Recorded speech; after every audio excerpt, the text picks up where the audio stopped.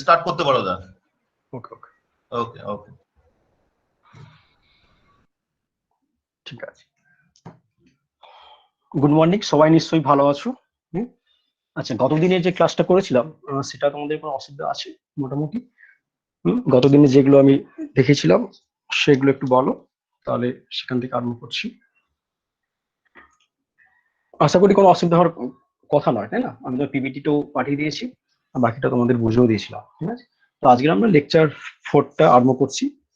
তো লেকচার 4-এ যেগুলো আছে সেগুলো হচ্ছে গত বারে আমি calculation of crystal field stabilisation energy কি করে বের করতে হয় সেটা তোমাদের দেখেছিলাম। তো আজকে একটু শর্টলি ওটাকে ধরে যাব। আর factor affecting crystal field stabilisation energy, কোন কোন ফ্যাক্টর ক্রিস্টাল ফিল্ড স্টেবিলাইজেশন এনার্জিটাকে প্রভাবিত করে, তো সেটা একটু জেনে নেবো। সেটা ভেরি ভেরি ইম্পর্টেন্ট। আর সেখানে আরেকটা ভালো টপিক আছে, সেটা হচ্ছে স্পেকট্রোকেমিক্যাল সিরিজ, এটা আমাদের জানতে হবে। তারপরে যাব কনসেপ্ট অফ ওএসএসি, ওটা মানে অক্টাহাইড্রাল সাইড স্টেবিলাইজেশন এনার্জি, এটাও আমাদের খুবই দরকার, তো এইটা আমরা জানবো। আর লাস্টে আমরা যেটা জানবো আজকে সেটা হচ্ছে explanation of some thermodynamic property by crystal field theory. সেটা হচ্ছে ওই আমাদের হাইড্রেশন এনার্জি বা ল্যাটিস এনার্জি ওইটা কি করে এসছে, তার কনসেপ্টটা আমরা ক্রিস্টাল ফিল্ড থিওরি কিভাবে এক্সপ্রেশন করছে সেখান থেকে আমরা জেনে নেবো, ঠিক আছে? তো আমি যাচ্ছি যে how to calculate CFAC value, সেটা গতবারে আমি তোমাদের দেখেছিলাম, আজকে একটু শর্টলি একটু জেনে নেই আর কি। তো আমি প্রথম বলেছিলাম যে একটা ওল্ড টাইপ, যেটা আমাদের এখন দরকার নেই, এখন পুরোনো হয়ে গেছে, আমি একটা সিস্টেম বের করবো নাকি D6 অক্টাহাইড্রাল। সেক্ষেত্রে আমি কি করলাম, ফার্স্টে আমাকে স্প্লিট করতে হবে, যেহেতু অক্টাহাইড্রাল বলে দিয়েছি তার মানে জানি সেখানে হাই স্পিন বা লো স্পিন দুটোই আসতে পারে। যেহেতু ওখানে কমপ্লেক্সটা বলা নেই, সেক্ষেত্রে আমি দুটোর ক্ষেত্রে ক্যালকুলেট করে দেখাবো, ঠিক আছে? তো হাই স্পিনের ক্ষেত্রে কি হবে, ইলেকট্রনগুলোকে একটা করে আমাকে প্রত্যেকটা অরবিটালকে সিমেট্রিক্যালি ফিল আপ করতে হবে, তারপর যেটা রেস্ট থাকবে সেটাকে আবার প্রথম থেকে স্টার্ট করবো। তো D6 সিস্টেম যেটা আমাদের দাঁড়াবে সেটা হচ্ছে T2G4 আর EG2। সেক্ষেত্রে ক্রিস্টাল ফিল্ড স্টেবিলাইজেশন এনার্জি তুমি বের করতে গেলে দেখো T2G4, তাহলে 4 ইন্টু সেক্ষেত্রে তার হচ্ছে কন্ট্রিবিউশনটা -4 করে, তাহলে -16 DQ প্লাস ইজি সেটে ইলেকট্রন আছে দুটো, 2 ইন্টু +6, তাহলে 6 দুগুণে 12, তো আলটিমেটলি হচ্ছে -4 DQ পাবো, ঠিক আছে? তো সেক্ষেত্রে একটা প্যারিং এনার্জি আছে, তো একটা প্যারিং এনার্জি যোগ করবো। তো এখানে বলে রাখলাম যে এটা ভুল বলেছিলাম, কারণ এখানে শুধু প্যারিং এনার্জির ক্ষেত্রে একটু মানটা ডেভিয়েট করবে, বাকি যেগুলো আছে সেটা ঠিকই আছে। লো স্পিনের ক্ষেত্রে গেলে দেখবে প্যারিং এনার্জির মানটা ড্রাস্টিক্যালি চেঞ্জ করবে সেখানে, তখন নতুন যাবো আর কি। আচ্ছা, লো স্পিনের ক্ষেত্রে কি হবে না, ইলেকট্রন গুলোকে প্রত্যেকটা অরবিটালকে কিনা ডাবলি জেনারেট হবে, মানে যেগুলোকে পেয়ার আপ করে ফিল আপ করে যাবো। সেক্ষেত্রে আমার T2G6 ইজি সেটে দেখো 0 নেই, হ্যাঁ? সেক্ষেত্রে দেখো মাইনাস কি হবে, -6 DQO ইন্টু 4, সেক্ষেত্রে -24 DQO হবে। আর পেয়ারিং যেহেতু তিনটে দেখতে পাচ্ছি, তাহলে এটা হচ্ছে +3 হবে।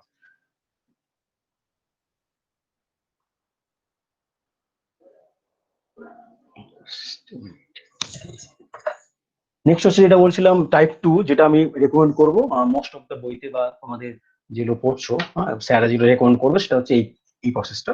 সেটা কি না, আগে যা ছিল সেটাই, তো সেটা তার সঙ্গে একটু আলাদা করলাম কি, আমি বিয়োগ করলাম হচ্ছে ওই প্রি স্প্লিটিং, মানে ভাঙার আগে যে অবস্থায় যে ইলেকট্রন গুলো ছিল সেক্ষেত্রে যে এনার্জিটা তার সঙ্গে বিয়োগ করা।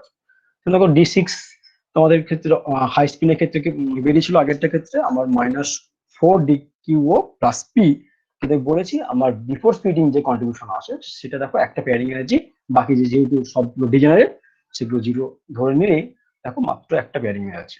তো তার সঙ্গে জাস্ট বিয়োগ করলে আমি পাবো এই পিপি কেটে গেল, -4 DQO পাবো। আর ইন দ্য সেম টাইম তোমাদের দেখো তোমাদের হাই লো স্পিনের ক্ষেত্রে বেরিয়েছিল -24 DQ0 প্লাস 3P। সেক্ষেত্রে দেখো আমাদের এখানে যদি একটা পেয়ারিং এনার্জি ছিল, তার সঙ্গে বিয়োগ করলে আলটিমেটলি দেখো চেঞ্জটা হচ্ছে 2P চেঞ্জটা পেয়ে গেছি, এখানে ছিল না একটা, ঠিক আছে?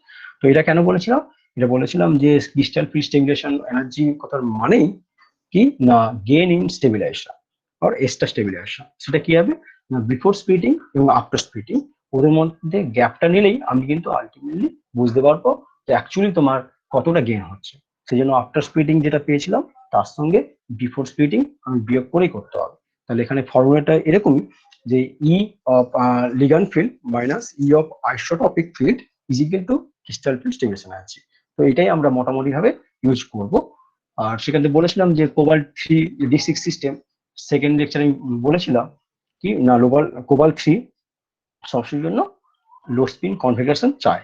কেন দেখো সিবিসি ভ্যালু অনেকটা হাই, আর সেক্ষেত্রে তোমার বলেছিলাম পেয়ারিং এনার্জিটাও অনেক কম।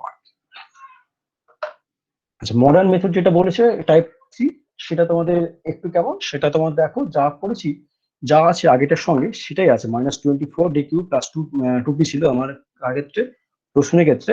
এখানে দেখো সেটাই আছে, সাইনটা চেঞ্জ হয়ে গেছে, মানে মাইনাসের আগে প্লাস হয়ে গেছে, আর যেখানে তোমার পেয়ারিং এনার্জি ছিল সেখানে প্লাস ছিল, এটা মাইনাস হয়ে গেছে। তার মানে কি এখানে জাস্ট একটু চেঞ্জ করলাম, এখানে বিয়োগটা করলাম কি হবে, বিয়োগটা করলাম হচ্ছে ই আইসোটপিক, মানে ভাঙার আগে তার যে ফিল্ডের এনার্জিটা সেটা মাইনাস ই লিগ্যান্ড ফিল্ড, সেক্ষেত্রে সাইনটা শুধুমাত্র চেঞ্জ হবে আর কিছু না।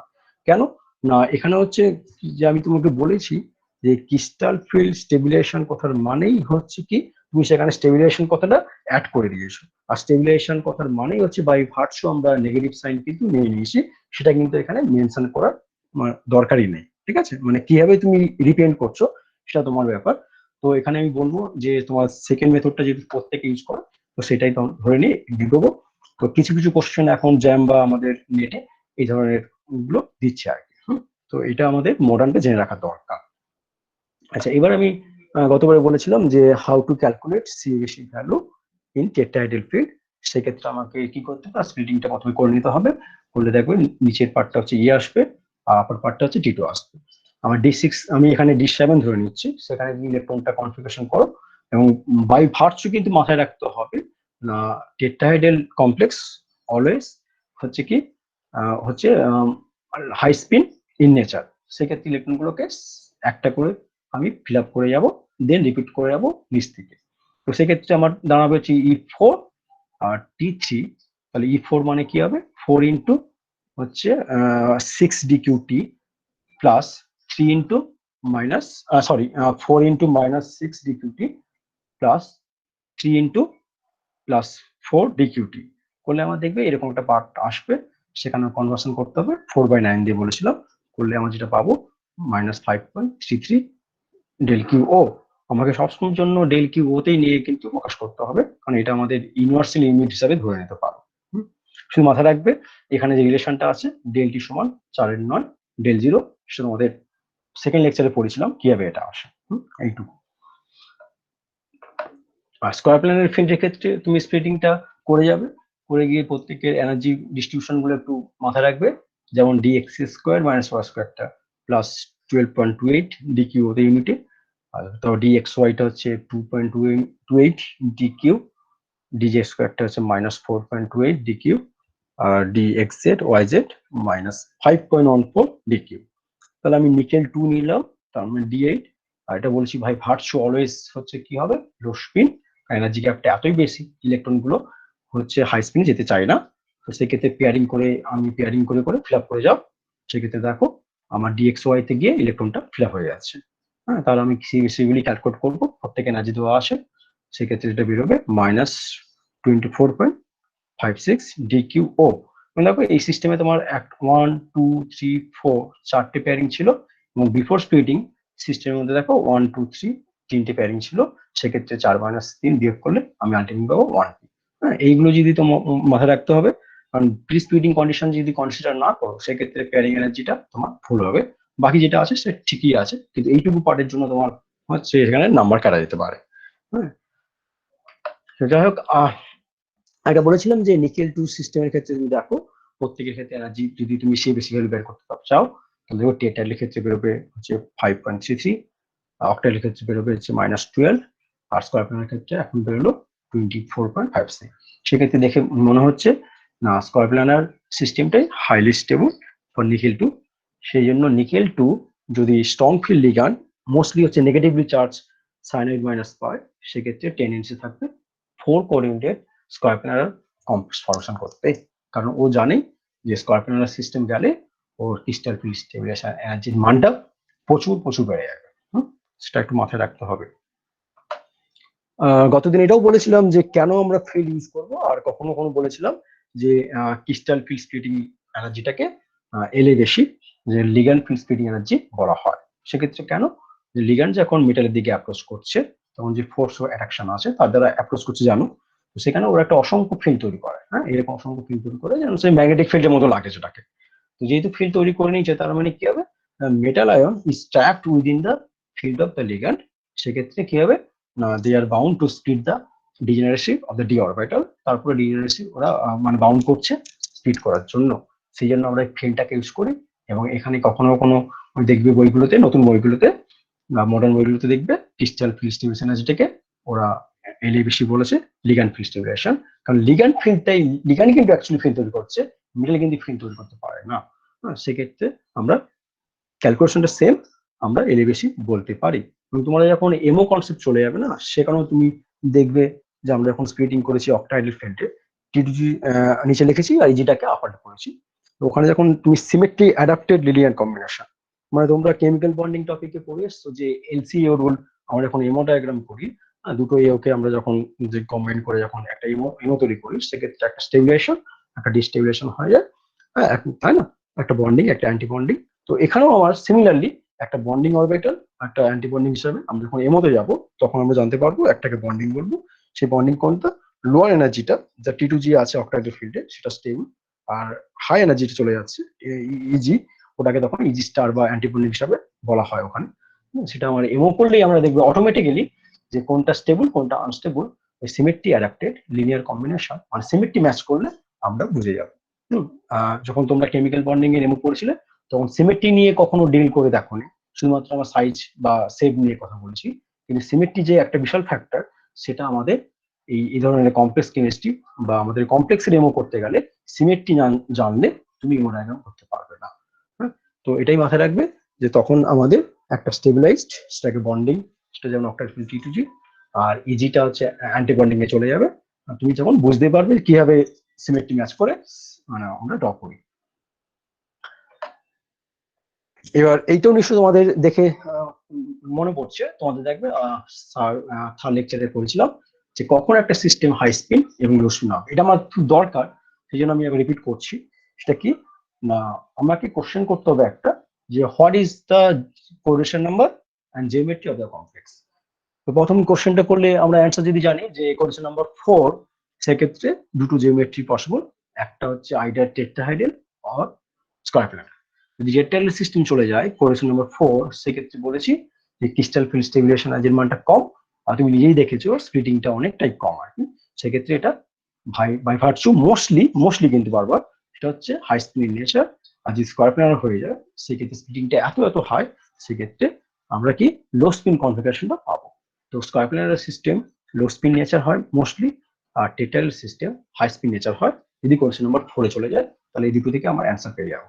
আর একটা অ্যান্সার কি, যদি 6 চলে আসে, সেক্ষেত্রে আমার কিন্তু কনফিউশন, আমাকে আবার একটা কোশ্চেন করতে হবে। সেই কোশ্চেনটা কি না, what is the periodic position transition metal, মানে কোন পজিশনে আছে সেটাকে আমাকে স্পেসিফাই করতে হবে। যেমন ধরো আমি যদি মানে অ্যান্সারটা পাই যে সেকেন্ড বা থার্ড, মানে 4D অথবা 5D, সেক্ষেত্রে আমি বলেছি বাই ভার্চু সেগুলো কি হয়, লো স্পিন নেচার হয়, কারণ সেক্ষেত্রে স্পিডিং এর মানটা অনেক হাই হয়। কেন হাই হয় না, 4D 5D with respect two 3D, তাদের জেড ইফেক্টিভ খুবই বেশি। কেন না, তাদের ওই ডিফিউজনেসটা বেশি। সেক্ষেত্রে যেহেতু জেড ইফেক্টিভ বেশি, তাহলে মেটাল লিগ্যাল ইন্টারাকশনটা ওখানে অনেকটাই হাই হয়। সেক্ষেত্রে স্পিডিংটা এত বেশি হবে, সিস্টেমটা লো স্পিন দেখাবে। তবে যদি সিস্টেমটা এটা হয় যে ফার্স্ট রো সিরিজ 3D হয়, সেক্ষেত্রে আমাদের কনফিউশনটা বাড়বে। সেক্ষেত্রে বোথ পসিবল হতে পারে, মানে high spin low spin depending on the ligand field strength. এইখানে লিগ্যান্ড ফিল্ড স্ট্রেন্থ দেখো খুব ভাইটাল, সেই জন্য আমার এই পরবর্তীকালে পড়তে হবে যে লিগ্যান্ড ফিল্ড স্ট্রেন্থ অথবা যেটাকে বলা হয় স্পেকট্রোকেমিক্যাল সিরিজ অফ লিগ্যান্ড, সেটা আমাদের খুব ভাইটাল, তার বেসিসে বলতে হবে। আরেকটা বলেছি সিস্টেমের অক্সিজেন স্টেট, ওটাও খুব ভাইটাল। আর ডি ইলেকট্রন কনফিগারেশন, সেখান থেকে আমাদের বের করে নিতে হবে। আর আগেও বলেছি আগের ক্লাসে যে D1 থেকে D3 আর D8 থেকে D10, সেক্ষেত্রে হাই স্পিন লো স্পিনটাও মোটামুটি ভাবে সেমই থাকে। আর D4 থেকে D7 any system can change either high spin থেকে লো স্পিনে অথবা লো স্পিন থেকে হাই স্পিন আসতে পারে। এবং সেক্ষেত্রে বিভিন্ন প্যারামিটার, যেমন তোমার টেম্পারেচার, প্রেসার বা কেমিক্যাল এফেক্ট, হ্যাঁ, সেগুলোকে দিয়ে চেঞ্জ করতে পারে। মাথায় রাখবে যে D4 টু D7 সিস্টেমটা কিন্তু হাই স্পিন লো স্পিনে যেতে পারে ডিপেন্ডিং অন বিহেভিয়ার ফ্যাক্টর। আর D1 টু D3 আর D8 টু D9, সেক্ষেত্রে মোটামুটি ভাবে যেগুলো সেমি থাকে। তো আমি আরেকবার এটা নিউ স্লাইড অ্যাড করলাম একটু বোঝার জন্য। সেটা কি না, আমি কোশ্চেন করবো এটা যে ion has 4 to 7 D electron, আয়নের মধ্যে 4 থেকে 7টা ডি ইলেকট্রন আছে কিনা। যদি দেখি আয়নের মধ্যে ডি 4 থেকে 4 ইলেকট্রন নেই, তার মানে ইন্ডিকেট করছে আমার D1 থেকে D3 অথবা D8 থেকে D9। সেক্ষেত্রে কি আমি বলেছি যে হাই স্পিন বা লো স্পিন সেম। ঠিক আছে, অবভিয়াসলি সেখানে জিওমেট্রিটা ভ্যারি করতে পারে, সেটা আমাকে দেখে নিতে হবে। ডিপেন্ডিং অন জিওমেট্রি আমাদের কিন্তু হাই স্পিন স্পিন চলে আসে। যেমন ধরো যদি স্কোয়ার প্ল্যানার সিস্টেম হয় সেক্ষেত্রে আমি জানি যে আমাদের ভাই ভার্চু লো স্পিন, আর যদি টেটাল সিস্টেম হয় সেক্ষেত্রে আমাদের ভাই ভার্চু ধরে নিতে হবে ওটা আমাদের হাই স্পিন নেচার। আচ্ছা, যদি না হয়, যদি ইয়েস হয় সেক্ষেত্রে কি না আমাকে দেখতে হবে যে ফার্স্ট রো ট্রান্সমিটারে চলে যাচ্ছি। কোশ্চেন করব সিস্টেমটা ফার্স্ট রো ট্রান্সমিটারে আছে কিনা, মানে 4 থেকে 7 যদি ইয়েস হয় সেক্ষেত্রে হচ্ছে কি বলেছিলাম হাই স্পিন লো স্পিন দুটোই আসতে পারে। সেখানে আমাকে ফার্দার একটা কোশ্চেন করতে হবে যাতে করে আমরা ফিল্টার করতে পারি ওটাকে। তো কি আমি কোশ্চেনটা করব যে whether the metal ion belongs to first row transition metal or not. যদি দেখি নো, তাহলে ফার্স্ট রো নয়, মানে 3D নয়, তাহলে ইন্ডিকেট করছে কি 4D অথবা 5D। সেখানে কি হবে না Z effective high, metal ligand interaction high এবং সিস্টেমটা লো স্পিনে চলে আসবে। যদি দেখি ইয়েস, তাহলে থার্ড রোতে মানে 3D তে হবে। সেক্ষেত্রে আমাকে ডিপেন্ড করবে ওই কি বললাম ওই আমাদের স্পেকট্রোকেমিক্যাল সিস্টেম মাথায় রাখতে হবে। সেখানে যে আমরা কোশ্চেন করব সিস্টেমের মধ্যে স্ট্রং ফিল্ড লিগ্যান্ড আছে কিনা, লাইক পাই অ্যাসিড অথবা পাই অ্যাসেপ্টর লিগ্যান্ড। যদি দেখি অ্যান্সারটা হ্যাঁ ইয়েস, সেক্ষেত্রে জানি যে strong field ligand spin pairing করতে পারে, তাহলে সিস্টেমটা লো স্পিনে চলে আসবে। আর যদি দেখি না মানে উইক ফিল্ড টাইপের, সেক্ষেত্রে আমাকে ফার্দার একটা কোশ্চেন করতে হবে। Here oxidation state is very very important. কি না অক্সিডেশন স্টেট +4 অথবা তার থেকে বেশি কিনা। কি বললাম অক্সিডেশন স্টেট +4 অথবা তার থেকে বেশি কিনা যদি সিস্টেমে উইক ফিল্ড লিগ্যান্ড থাকে। যদি দেখি +4 অথবা তার থেকে বেশি, সেক্ষেত্রে অলওয়েজ কি হবে লো স্পিন নেচার হবে। ঠিক আছে, কারণ জেড ইফেক্টিভ এত এত ভাই ওই ইলেকট্রন গুলাকে পেয়ার আপ করবে। আর যদি না মানে 4 থেকে কম, সেক্ষেত্রে লো স্পিন তোমার সেক্ষেত্রে হাই স্পিন হবে, যেহেতু তোমার লিগ্যান্ড ফিল্ডটা উইক। কিন্তু মাথায় রাখতে হবে যে কোবাল্ট 3 ক্ষেত্রে আমি দেখেছিলাম যে কস্ট অফ পেয়ারিং এনার্জির মানটা অনেকটাই কম, সেই এক্স এনার্জি ক্যালকুলেশন করে তোমাদের দেখেছিলাম। সেক্ষেত্রে এটাই কিন্তু কোবাল্ট 3 সল্ট গুলো ম্যাক্সিমাম কমপ্লেক্স গুলো ম্যাক্সিমাম ক্ষেত্রে লো স্পিন হয়। তো সেটা ছাড়া কিন্তু ম্যাক্সিমাম হাই স্পিন চলে আসবে যদি 4 থেকে কম অক্সিজেন স্টেট হয় এবং সঙ্গে উইক ফিল্ড লিগ্যান্ড থাকে। তো এখান থেকে একটা ধারণা পেয়ে যাচ্ছি যে কোনটা স্ট্রং ফিল্ড হবে, কোনটা উইক ফিল্ড হবে এবং কোনটা হচ্ছে লো স্পিন বা হাই স্পিনে যাবে। এটাও জেনে গেছি যে হাই স্পিনের ক্ষেত্রে ক্রিস্টাল ফিল্ড স্টেবিলাইজেশন এনার্জির মানটা কম, কারণ অ্যান্টিবন্ডিং ইলেকট্রনটা মুভ করছে, ইলেকট্রনটা অ্যান্টিবন্ডিং মুভ করা মানেই হচ্ছে ডিস্টেবিলাইজেশন হচ্ছে, আর সেখানে এনার্জির মানটা কমে যাবে। আর লো স্পিনের ক্ষেত্রে ম্যাক্সিমাম থাকতে চায় বন্ডিং গুলোতে, তাহলে এনার্জির মানটা হচ্ছে ওই ক্ষেত্রে কম এবং স্টেবল হবে, সেক্ষেত্রে লো স্পিন কনফিগারেশনটাকে ইন্ডিকেট করবে। ঠিক আছে, তো এইটা আমার খুব দরকার। কেন না আমাদের ওই স্পেকট্রোকেমিক্যাল সিরিজ পড়তে গেলে বা লিগ্যান্ড ফিল্ড স্ট্রেন্থ পড়তে গেলে বা factor affecting crystal field theory পড়তে গেলে আমাকে এই দুটো ছক আমাকে মাথায় রাখতে হবে। সেটা আগের দিন যেটা বলেছিলাম এটাও লাগবে, আজকে যেটা বললাম সেটা জাস্ট এটাকে এটাকে সামারি করে নিলাম, হ্যাঁ, যাতে তোমরা একটু ভালো করে বুঝতে পারো। ঠিক আছে, তো এতটা একটু ক্লিয়ার কিনা একটু বলো আমাকে।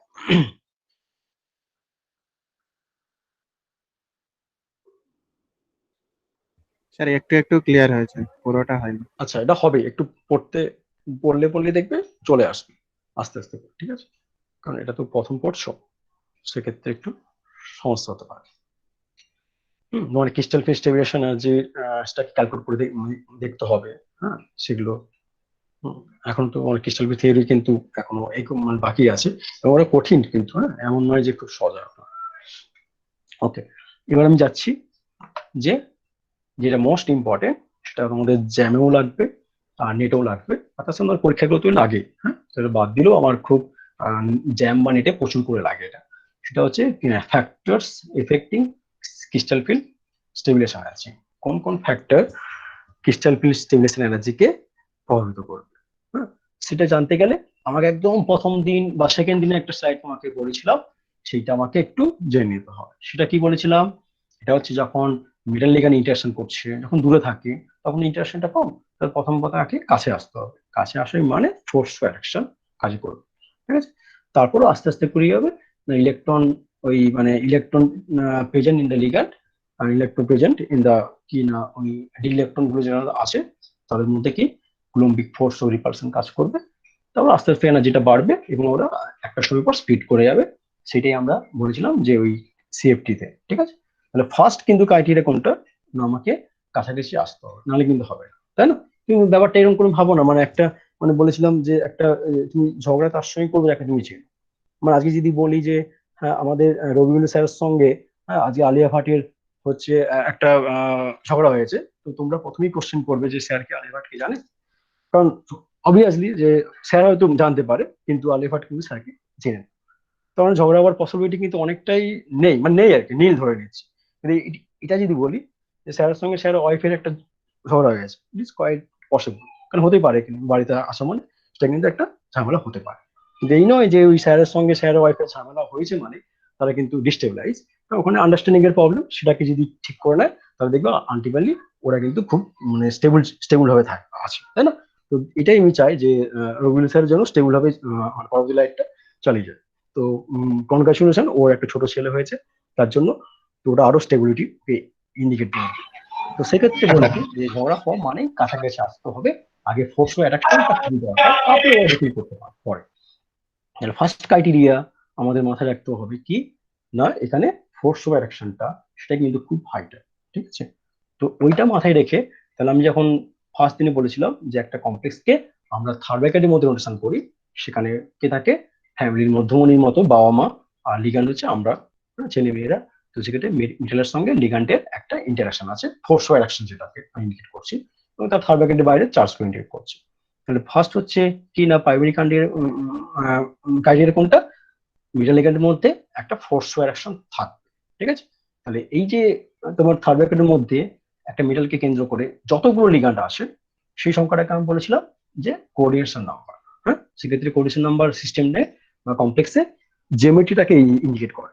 তো আমরা যদি দেখতে পাই কোন সিস্টেমের জিওমেট্রিটা মানে যদি বুঝতে পারি যে ওটা অক্টাহেড্রাল না টেট্রাহেড্রাল না স্কয়ার প্ল্যানার, সেক্ষেত্রে আমরা কিন্তু একটা ধারণা ক্লিয়ার হবে।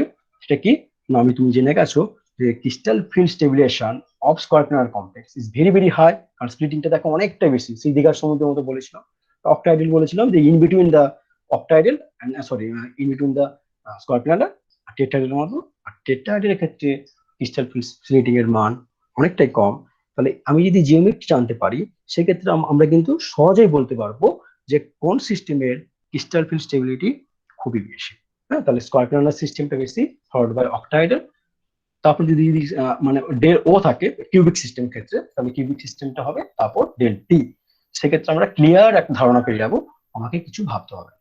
যদি জিওমেট্রি সেম হয় সেক্ষেত্রে আমাকে দেখো মেটাল আছে তার জন্য একটা কন্ট্রিবিউশন পাবো, লিগ্যান্ড আছে তার জন্য কন্ট্রিবিউশন, ঠিক আছে।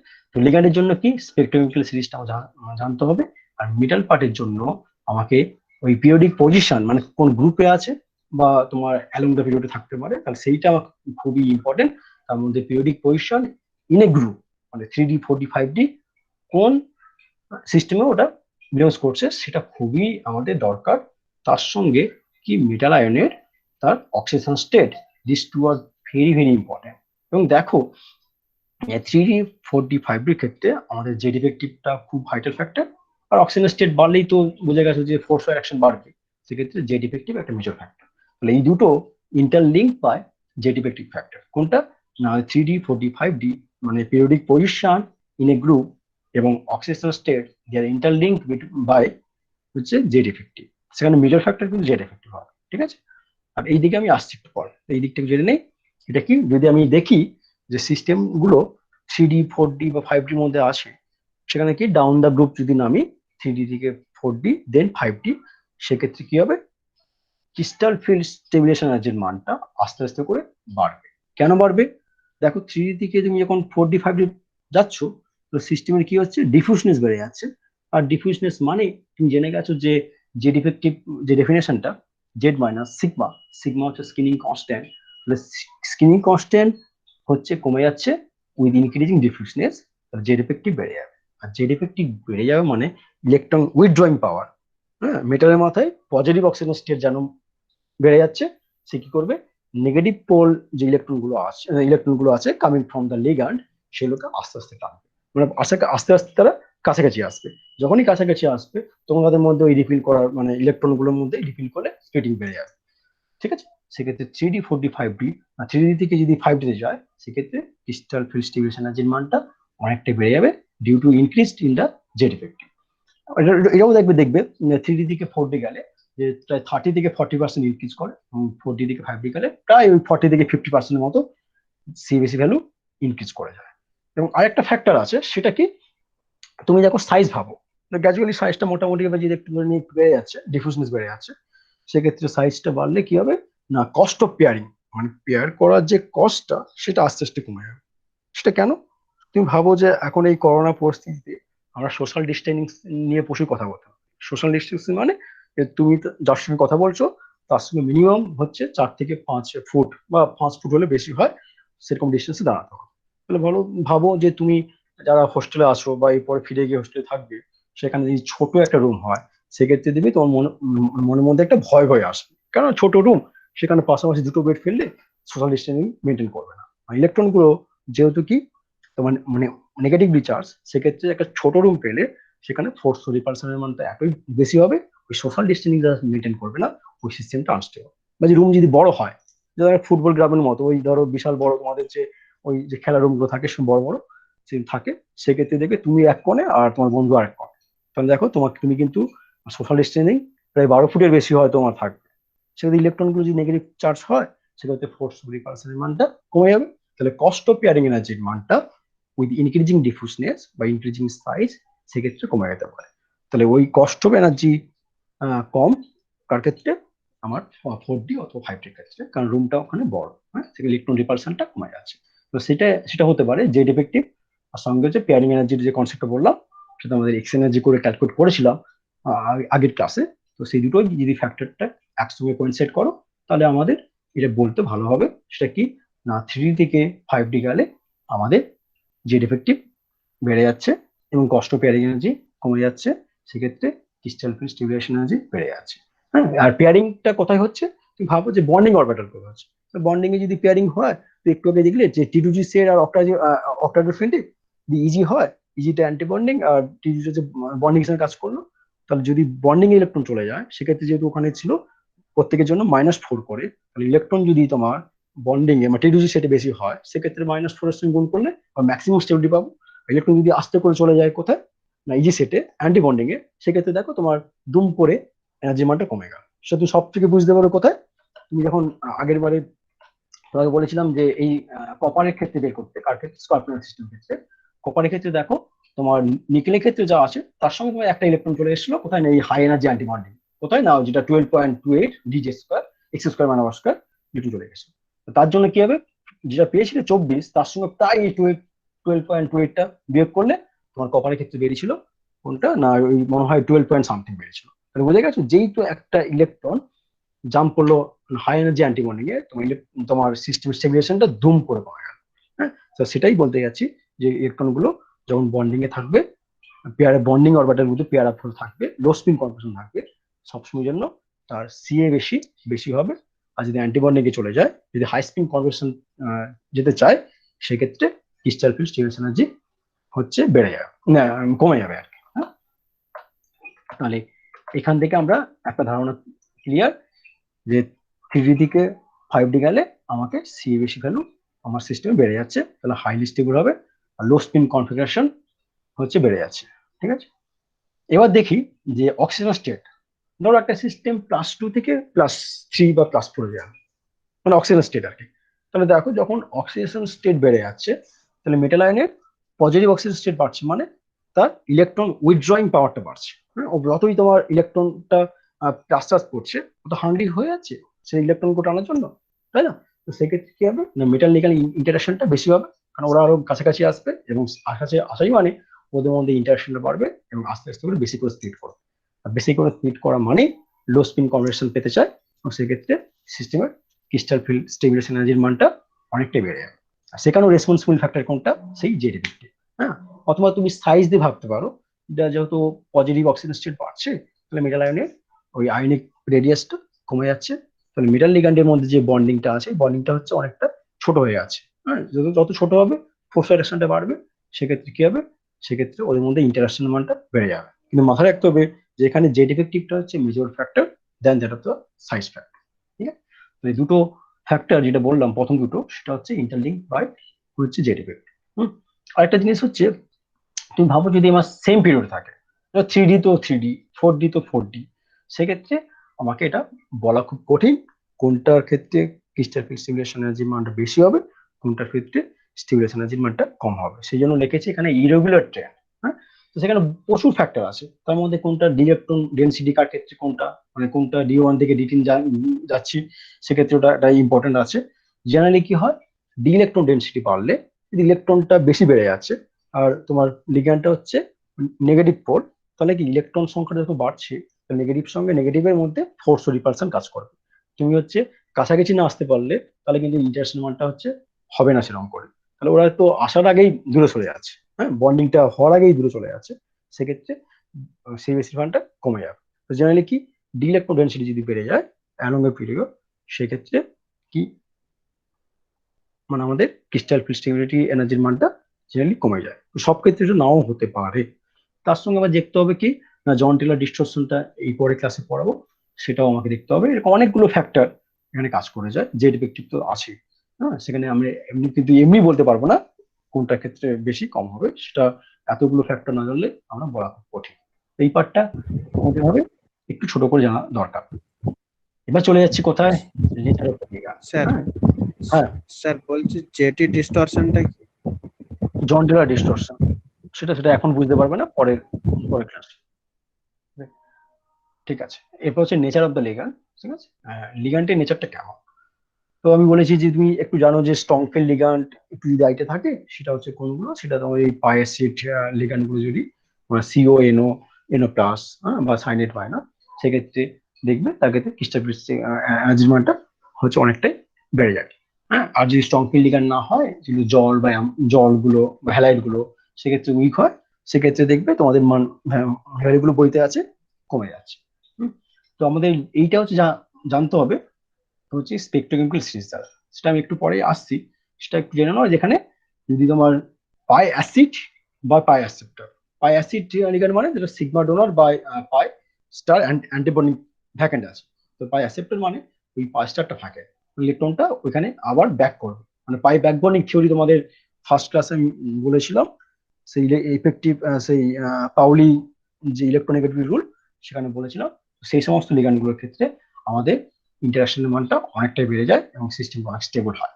আর যদি দেখো সিস্টেমের মধ্যে পাই ডোনার মানে halide minus X minus minus, আর পি তে আছে ইলেকট্রন গুলো NS NP NS two NP five, সেক্ষেত্রে পি গুলো পাই বন্ডিং করতে পারে।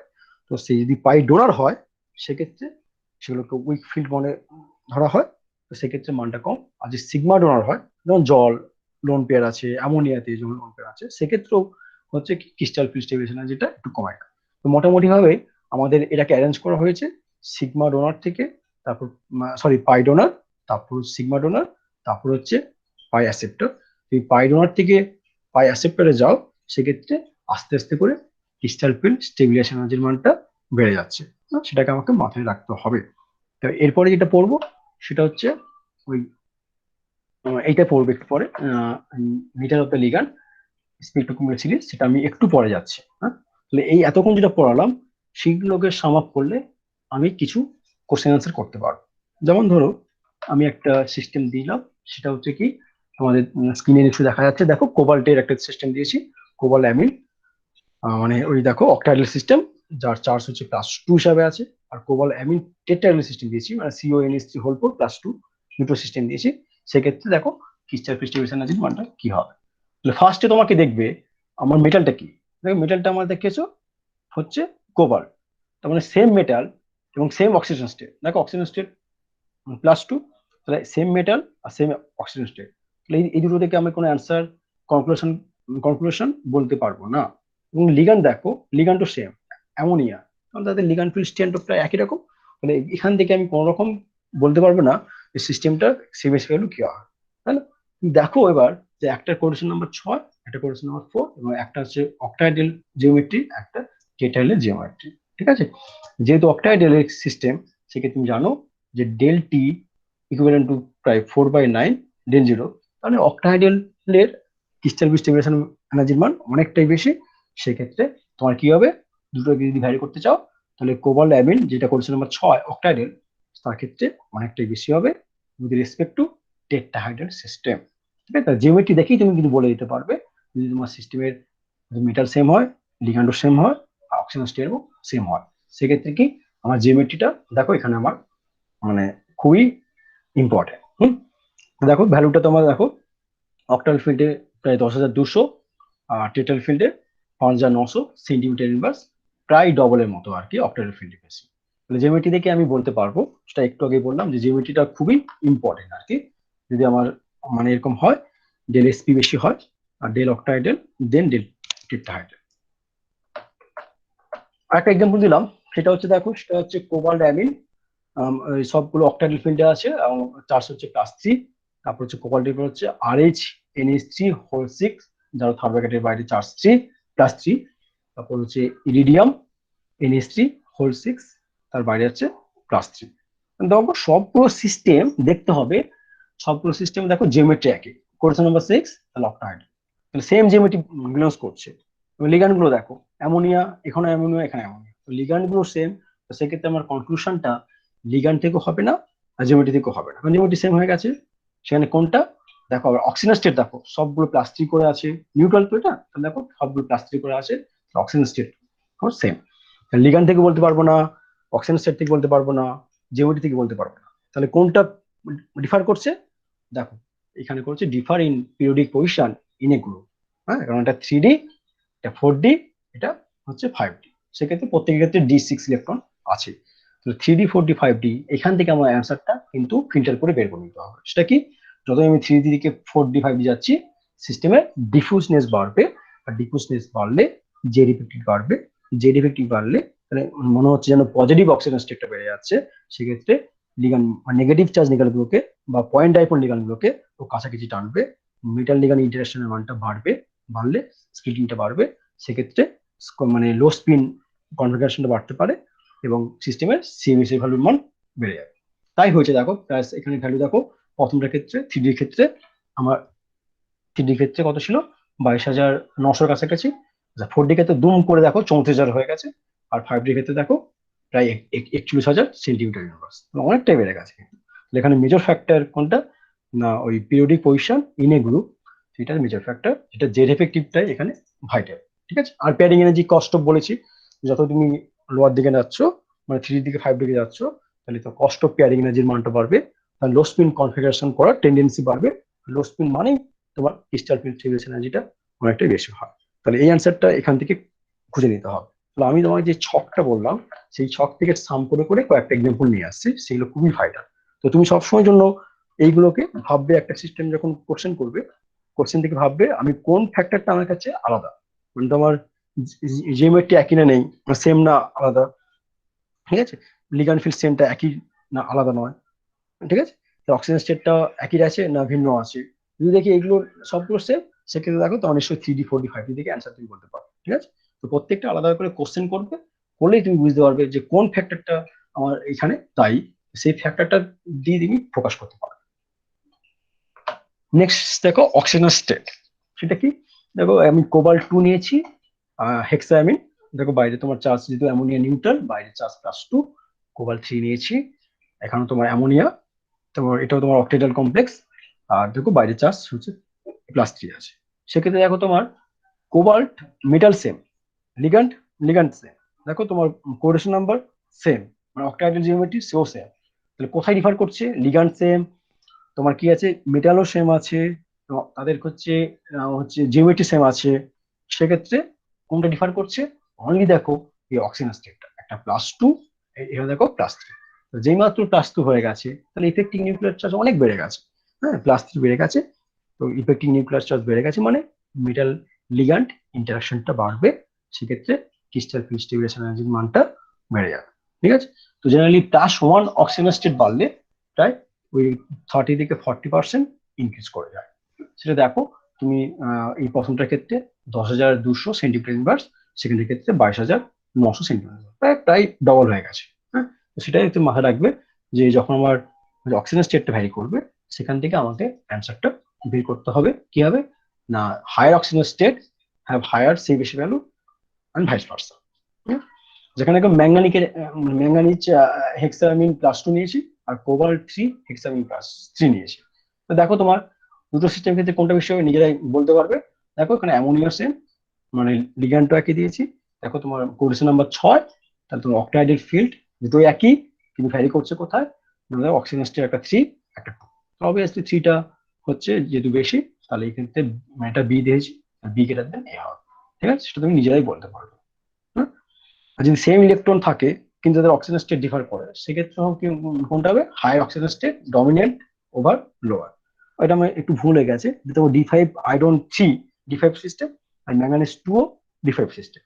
যেহেতু আমার আয়রন 3 আছে, তাহলে সেম ইলেকট্রন থাকা সত্ত্বেও যেহেতু হাই অক্সিজেন স্টেট সেটা সবসময় ডমিনেট করবে ওভার লোয়ার, সেক্ষেত্রে সে বেশি ভ্যালু আয়রন 3 ক্ষেত্রে বেশি হবে দেন ম্যাঙ্গানিজ 2। ঠিক আছে, তো এটা একটু মাথায় রাখতে হবে। অক্সিজেন স্টেটটা হয়ে গেছে, তাহলে কোশ্চেন করতে করতে যাবে আগে যে কোন ফ্যাক্টরটার জন্য আমার এটা আমি অ্যান্সার করতে পারবো, তাহলে তুমি অ্যান্সারটা খুঁজে পাবে, নাহলে কিন্তু ইন জেনারেল করতে গেলে পারবেন না।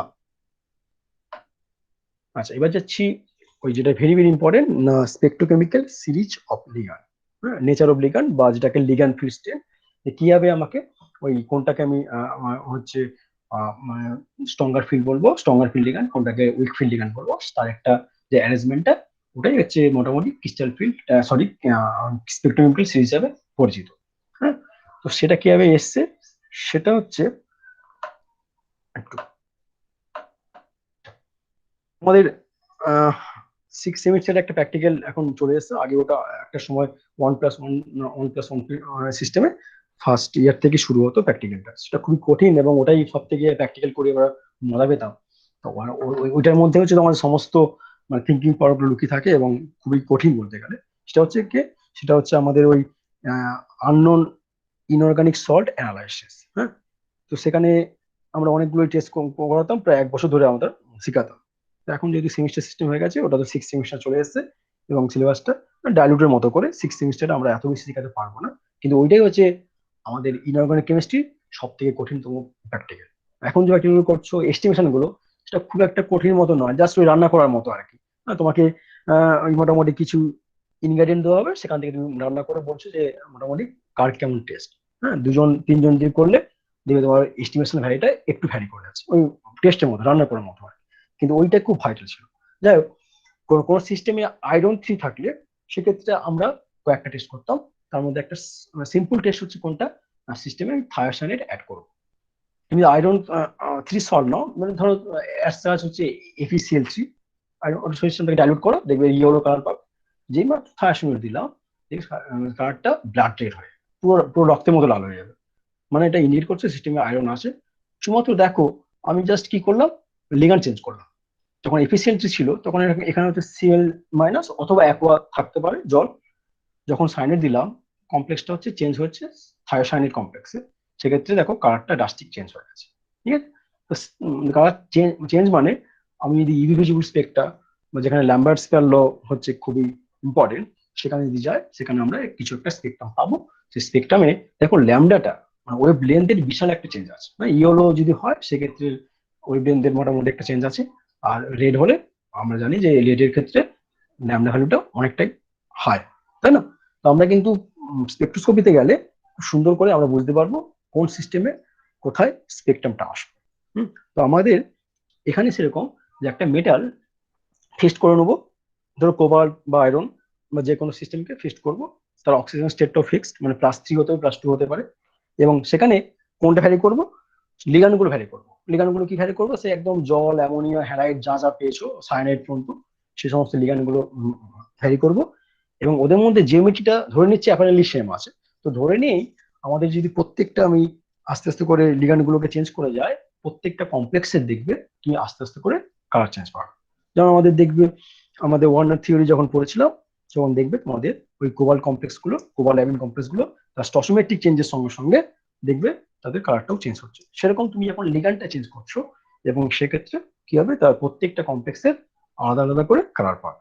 সেটা যদি তুমি স্পেকট্রোস্কোপিতে যাও, কোন স্পেকট্রোস্কোপিতে না ইউভি ভিজিবল স্পেকট্রোস্কোপিতে, সেখানে তুমি একটা এরকম স্পেকট্রাম পাবে। টাইটেনিয়ামের ক্ষেত্রে তোমাকে আগের বারে বলেছিলাম যেরকম সুন্দর স্পেকট্রাম পাওয়া যায় সেরকম স্পেকট্রাম পাবে, এবং স্পেকট্রাম গুলোর ক্ষেত্রে ল্যামডা ম্যাক্সের একটা ভীষণ চেঞ্জ পাবে। এইগুলো হচ্ছে এক্সপেরিমেন্টাল রেজাল্ট। সেই এক্সপেরিমেন্টাল রেজাল্ট গুলোকে আমি সাম আপ করে, আমরা মানে সাম আপ করে এই স্পেকট্রোকেমিক্যাল সিরিজটা কিন্তু করা হয়েছে। কোনটা, এই যে আয়োডিন থেকে একদম সায়ানাইড বা সিও পর্যন্ত এই যে সিস্টেম সাজানো হয়েছে, it is based on the কি না এক্সপেরিমেন্টাল মেজারমেন্ট, যেটা ইউভি ভিজিবল স্টাডিটাকে হচ্ছে করেই ওখানে কিন্তু করা হয়েছে। সেখানে কি করলাম, সেখানে মেটাল ফিক্সড করলাম, মেটালের জিওমেট্রি ফিক্সড করলাম, মেটাল অক্সিজেন স্টেট ফিক্সড করলাম, শুধুমাত্র ভ্যারি করলাম কি ভিন্ন লিগান গুলো। সেখানে দেখলাম প্রত্যেকটা কমপ্লেক্সের হচ্ছে কালার গুলো প্রায় আলাদা, এবং সেই প্রত্যেকটা কমপ্লেক্স গুলোকে ডাইলুটেড সলিউশন করে আমি যদি ইউভিজুয়াল স্পেকটাতে নিয়ে যাই, প্রত্যেকের ল্যামডা ম্যাক্স বা তাদের স্পেকট্রাম গুলো আলাদা আসবে, সেইগুলোকে অ্যানালাইসিস করে আমাদের এই স্পেকট্রোকেমিক্যাল সিরিজটা কিন্তু সাজানো হয়েছে। সেটা কেমন করে আছে, সেটা এইভাবে দেখো। আই মাইনাস, মানে তুমি যখন লেফট হ্যান্ড সাইড থেকে যাচ্ছ, লেফট হ্যান্ড সাইড হচ্ছে এইদিকে, ঠিক রাইট হ্যান্ড সাইডে যাচ্ছ, আস্তে আস্তে করে কিনা তোমার স্ট্রঙ্গার ফিল্ডে যাচ্ছ, মানে লেফট হ্যান্ড সাইড গুলোকে উইক ফিল্ড আর রাইট হ্যান্ড সাইড গুলোকে স্ট্রঙ্গার ফিল্ড। গ্র্যাজুয়ালি যখন উইক ফিল্ড থেকে স্ট্রঙ্গার ফিল্ডে যাও, দেখবে মোটামুটি হবে কিনা স্পিন ফ্রি অ্যাডিং করার টেন্ডেন্সি বেড়ে যাবে, এবং সেক্ষেত্রে হচ্ছে সি রেশিও ভ্যালু মান বা ডেলের মান ইনক্রিজ করবে। তো লেফট হ্যান্ড সাইড থেকে যখন রাইট হ্যান্ড সাইডে যাচ্ছি, উইক ফিল্ড থেকে স্ট্রং ফিল্ড চলে যাচ্ছি, তাহলে উইক ফিল্ড দিকে স্ট্রং যাওয়া মানে সেখানে কি হবে, তোমার হচ্ছে সে বেশি ভ্যালু মানটা বেড়ে যাবে। আর যদি মানে উল্টোতে যাও, তুমি রাইট থেকে লেফটে আসো, তাহলে আস্তে আস্তে করে ডেল্টা হচ্ছে কমে যাবে। এই অ্যারেঞ্জমেন্টটাই আমরা হচ্ছে কি বলি না, ওই স্পেকট্রোকেমিক্যাল সিরিজ অফ লিগান, মানে বা যেটাকে বলা হয় লিগান ফিল্ড স্ট্রেন্থ, সেটা কিন্তু based on the experimental result. যত তোমার ক্রিস্টাল ফিল্ড স্টেবিলিটি বাড়বে, তার মানে তোমার কি স্প্লিটিংটা, তুমি অক্টাল ফিল্ডে দেখো টিরুজি ইজির মধ্যে তার এনার্জি গ্যাপটা বেড়ে যাবে। তখন তোমার ফার্স্ট ছিল এখানে, তাহলে এখানে তোমার উইক ফিল্ড, তুমি যখন লিগান ফিল্ড স্ট্রেন্থটা আস্তে আস্তে বাড়াচ্ছ, লেফট থেকে রাইটে যাচ্ছ, তোমার দেখো ফিল্ডটা চেঞ্জ হচ্ছে, বাড়ছে, তোমার স্প্লিটিংটা অনেক বাড়ে। তুমি যদি এইদিকে চলে যাও, যেটা আমার দেখানো হয়নি, দেখো আস্তে আস্তে অনেক বেড়ে যাবে। কারণ লেফট থেকে রাইটে গেলে উইথ ইনক্রিজিং লিগান ফিল্ড স্ট্রেন্থ আমার কি হবে, স্প্লিটিংটা অনেক বাড়বে। তার মানে কি, এই যে স্প্লিটিং যে গ্যাপটা ইজির সঙ্গে টি টু জির যে গ্যাপটা, ওই গ্যাপটা আস্তে আস্তে করে কিন্তু বেড়ে যাবে। ঠিক আছে, তো এটা মোটামুটি কেমন করে সাজানো হয়েছে তুমি ভালো করে করে দেখো, যে এক্স মাইনাস, এই দেখো এক্স মাইনাস গুলো আছে, সেই এক্স মাইনাস গুলো যেহেতু মাইনাস আছে, এগুলো হচ্ছে পাই ডোনার বলা হয়। হ্যাঁ, আর তোমার অ্যামোনিয়া বা ওয়াটার, অ্যামোনিয়া বা ওয়াটার যেগুলো লোন পেয়ার আছে, সেগুলোকে আমরা হচ্ছে পিওর সিগমা ডোনার হিসেবে বলতে পারি। আর বাইপাইরিডিন থেকে শুরু করে মোটামুটি সায়ানাইড সিও বা এনও, এগুলো তোমাদের পাই অ্যাসিড লিগান বা পাই স্টার ভ্যাকেন্ট আছে, সেগুলোকে পাই অ্যাসেপ্টো লিগান বলবো। তাহলে এইভাবেই মোটামুটি ভাবে এটাকে সাজানো হয়েছে। সেটা কি হিসাবে না, প্রথম তোমার পাই ডোনার, তারপর তোমার সিগমা ডোনার, তারপর পাই অ্যাসেপ্টার ডোনার। যতই তোমার পাই ডোনার থেকে পাই অ্যাসেপ্টারে যাবো, ক্রিস্টাল স্টেবিলাইজেশন এনার্জির মানটা বেড়ে যাবে। মানে আস্তে আস্তে করে উইক ফিল্ড থেকে আমরা স্ট্রং ফিল্ডে মুভ করবো। ঠিক আছে, অথবা তুমি এরকম করে ভাবতে পারো, দেখো সেটা আমি দিয়েছি হ্যালাইড দিয়েছি, হ্যালাইড গুলো এখানে দেখো এক্স, মানে iodine I minus B R minus, তারপর দেখো ও ডোনার, মানে ওই যে অক্স, মানে ওইচ অক্স ও মাইনাস জল সব ও ডোনার। তারপর দেখো আসতে চলে গেছে সি ডোনার, দেখো তোমার পিডি নয়, ওই যে দেখো ওই যে CS three minus, cyanide minus, CO minus, CO, সব দেখো সবগুলো সি ডোনার। এটাও ভাবতে পারো যে যেটা সাজানো হয়েছে, এক্স ডোনার, তারপর হচ্ছে ও ডোনার, তারপর হচ্ছে সি ডোনার, মোটামুটি based on decreasing electro negativity. এইভাবে তুমি ভাবতে পারো সিস্টেমটাকে এইভাবে সাজানো হয়েছে। কিন্তু কিভাবে সাজানো হয়েছে সেটা এক্সপেরিমেন্টালি বের করা হয়েছে, কিন্তু ওটার কিন্তু কোনো লজিক, হ্যাঁ, সেটা কিন্তু সিএফটি বলতে পারে। হ্যাঁ, এই স্পেকট্রোকেমিক্যাল সিরিজটাই কিন্তু মোটামুটি ক্রিস্টাল ফিল্ড থিওরির একটা মেজর ড্রব্যাক। সেটা কোনটাই হচ্ছে স্ট্রঙ্গার কোনটা উইকার হয়েছে, সেটা best on the experimental result, কিন্তু তার কোনো লজিক, ভ্যালিড লজিক কিন্তু ক্রিস্টাল ফিল্ড থিওরি বলতে পারেনি। যেমন ধরো OH minus versus water versus ammonia, দেখো তুমি লেফট থেকে রাইটে যাচ্ছ, তাহলে অ্যামোনিয়াটা স্ট্রঙ্গার ফিল্ডের দিকে চলে যাচ্ছে, ওইচ মাইনাসটা হচ্ছে উইকার ফিল্ডে, উইকার লিগে।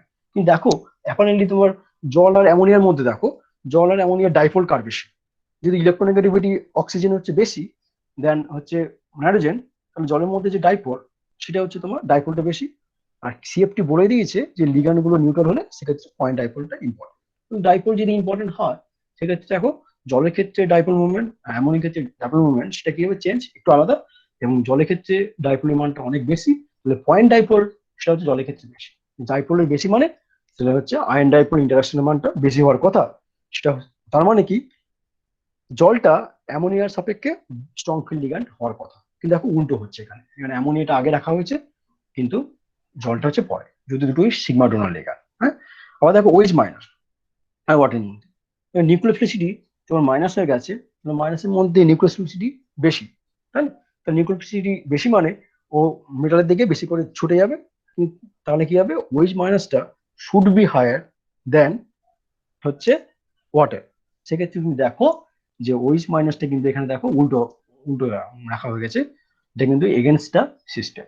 কিন্তু এই যে লজিকটা, এই লজিকটা কিন্তু উনি খুঁজে পান, মানে মানে ওই আমাদের সিএফটি কিন্তু কোনো লজিক্যাল ধারণা দিতে পারেনি। অথবা পাই সিলিকন গুলো, যেখানে পাইস্টার অ্যান্টিমনি ভাঙা আছে, সেক্ষেত্রে কেন পাই সিলিকন গুলো কেন স্ট্রঙ্গার ফিল্ড, সেটা কিন্তু আমাদের কে না ওই স্পেকট্রাম সিরিজ বলতে পারে। হ্যাঁ, সো এটা আমাকে একটু মাথায় রাখতে হবে, এটা মেজর ড্রব্যাকস। কিন্তু আমাদের এই লিগ্যান্ড অর্ডারটা মোটামুটি আমাদের মনে রাখতে হবে, কোনটা স্ট্রঙ্গার ফিল্ড কোনটা উইকার ফিল্ড, তার বেসিসে কোনটা হাই স্পিন কমপ্লেক্স হবে কোনটা লো স্পিন কমপ্লেক্স হবে। এখান থেকে কিন্তু আমরা বুঝতে পারবো। ঠিক আছে, আরেকটা জিনিস বলে দিই, একটা জায়গায় স্টার্ট দিয়েছি অ্যামোনিয়া। এই অ্যামোনিয়া পর থেকে কিন্তু মোটামুটি ভাবে আমরা স্ট্রঙ্গার ফিল্ডের দিকে ঢুকছি। আর অ্যামোনিয়ার বিও মানে এই দিকে ব্যাক সাইডে মানে লেফট হ্যান্ড সাইডে সেদিকে মোটামুটি ভাবে সিস্টেমগুলো উইক ফিল্ড ডিপেন্ড করে। তাহলে অ্যামোনিয়া সিস্টেমটাকে দেখবে কখনো কখনো আমরা স্ট্রং ফিল্ড কখনো উইক ফিল্ড লিগ্যান্ড ধরে রাখি। তো অ্যামোনিয়াকে আমরা মডারেনলি স্ট্রং ফিল্ড লিগ্যান্ড হিসেবে আমরা ট্রিট করতে পারি। ঠিক আছে, তো এটা একটা ইনফরমেশন দিলাম। এবার এটাকে কি মনে রাখতে হবে, সেটা একটা উপায়, সেটা মানে মনে রাখতে হবে তো, মানে কোনটা কি হবে, কার কোনটা অ্যামোনিয়া আগে না জল আগে, বা কোনটা আগে মানে বিয়ার আগে না সিএল আগে, হ্যাঁ এম আগে না ওয়াটার আগে, সেটা মনে রাখার জন্য একটা একটা নির্দিষ্ট একটা কিছু নেই। তো আমি একটা ফর্মুলা দেখেছিলাম ইউটিউবে, সেখান থেকে তোমাকে শেয়ার করছি। সেটা কি, স্যার সেটা এটা এরকম করে আছে। হ্যাঁ স্যার এটা তো অ্যাটমিক নাম্বার অনুযায়ী তো মনে রাখা সোজা তো। মনে হয় এটা তোমার অ্যাটমিক নাম্বার হিসেবে মনে রাখতে পারো। তুমি বলো আমাকে অ্যাটমিক নাম্বার মনে রাখতে পারবে? সিওর ক্ষেত্রে অ্যাটমিক নাম্বার অ্যাটম তো ওগুলো স্যার নয়, হাইড্রোজেন পেয়ার যেগুলো কিন্তু অ্যাটমিক। কার্বন আছে একই কার্বন কার্বন কার্বন থাকলে তখন এবার অক্সিজেন অক্সিজেন গুলোকে খেয়াল রাখতে হবে। যদি কার্বন নাইট্রোজেন থাকে তখন কার্বনকে আগে ধরতে হবে, নাইট্রোজেনকে পরে, এরকম ভাবে তুমি মনে তো রাখবে। সে আইউপিসির ব্যাপারটা চলে যাচ্ছ, মানে সেই এই ব্যাপারটা তুমি যখন ওই নোমেনক্লেচার পড়েছো অর্গানিকের সেই ব্যাপারটা, বা ওই ওই আরএস নোমেনক্লেচার সেরকম ব্যাপারটা চলে যাচ্ছ। সেটা কিন্তু এখানে হবে না। হ্যাঁ, সেটা কিন্তু এইভাবে এইভাবে হয় না জেনারেলি। ঠিক আছে, কারণ কোনো সিস্টেমের ক্ষেত্রে তুমি মানে অর্থোফেন যখন চলে যাবে, অর্থোফেনের স্ট্রাকচারটা আমি এখানে নিচ্ছি না, তোমাদের মনে আমার জাস্ট মানে তুমি দেখবে তিনটে বেঞ্জিডিং একসঙ্গে ফিউশন করা আছে, তার সঙ্গে নাইট্রোজেন দুটো আছে। সেক্ষেত্রে তুমি অ্যাটমিক নাম্বার কার্বনের ক্ষেত্রে অনেক বেশি হবে উইথ রেসপেক্ট টু সিও। সিওর ক্ষেত্রে একটা কার্বন একটা অক্সিজেন, তাহলে সেখানে দেখো তুমি যদি 12-16 হয় তাহলে 28 হবে। যদি অর্থোফেন বা বাইপিরিডিন দুখানা পিরিডিন একসঙ্গে মানে তোমার ফিউজ করা আছে, সেক্ষেত্রে কার্বনের সংখ্যাটা দেখো অনেকটাই বেশি, নাইট্রোজেন সংখ্যা বেশি। সেক্ষেত্রে তুমি কোনোভাবেই কিন্তু বলতে পারবে না, তুমি অ্যাটমিক নাম্বারের কনসেপ্টটা কিন্তু কখনোই খাটবে না। বুঝে গেছো? দেখো সেক্ষেত্রে তুমি হয় সেক্ষেত্রে মনে হতে পারে যে অর্থোফেন বা তোমাদের এইটা মানে বাইপিরিডিন সেটা কিন্তু সিওর থেকে বেশি হওয়ার কথা, কিন্তু এখানে দেখো তোমার এটা কিন্তু কম আছে। তাহলে ওই তুমি যেটা বললে সেটা কিন্তু মোটামুটি ভাবে এখানে খাটবে না। বা তুমি দেখো সিওর ক্ষেত্রে অক্সালিক অ্যাসিড, অক্সালিক অ্যাসিডের সংকেত জানো? হ্যাঁ, CO2H আর একটা CO2, তাহলে দুটো কার্বন, তাহলে এখানে আমার দুখানে চারটাই তো, চারটে অক্সিজেন আছে। তো সেই মানটা দেখো প্রায় এর থেকে বেশি, সাইনের মাইনাস আর সির ক্ষেত্রে বেশি। তো তোমার যে কনসেপ্টটা সেটা কিন্তু কোনোভাবেই কাজে লাগছে না। তো এই কনসেপ্টটা কিন্তু কোনোভাবে হবে না আর কি জেনারেলি। ঠিক আছে, তো এটা মনে রাখার কোনো ওই নিয়মটা মনে রাখলে তুমি কিন্তু ভুল হতে পারো। হ্যাঁ, তো কোনো উপায় নেই, মানে আমাকে মনে রাখতে হবে। তো সেখানে একটা ফর্মুলা আমি দেওয়ার চেষ্টা করছি, সেটাকে মনে রাখলে মনে হয় একটু বেটার হয়। তুমি তোমার মতো করে ফর্মুলা তৈরি করে নিতে পারো অ্যাজ পার ইউ। তো সেটা কিভাবে করেছি, সেটা হচ্ছে আমি বলার চেষ্টা করছি। একটা হচ্ছে মনে রাখো যে ইন বাহারসে সচিন কাল ফুল নেই উঠতে, মানে এটা হচ্ছে আমাদের সময় তো সচিনের খেলা দেখেছি, সচিন সৌরভ দ্রাবিড় আমরা আমাদের খুব প্রিয় ছিল।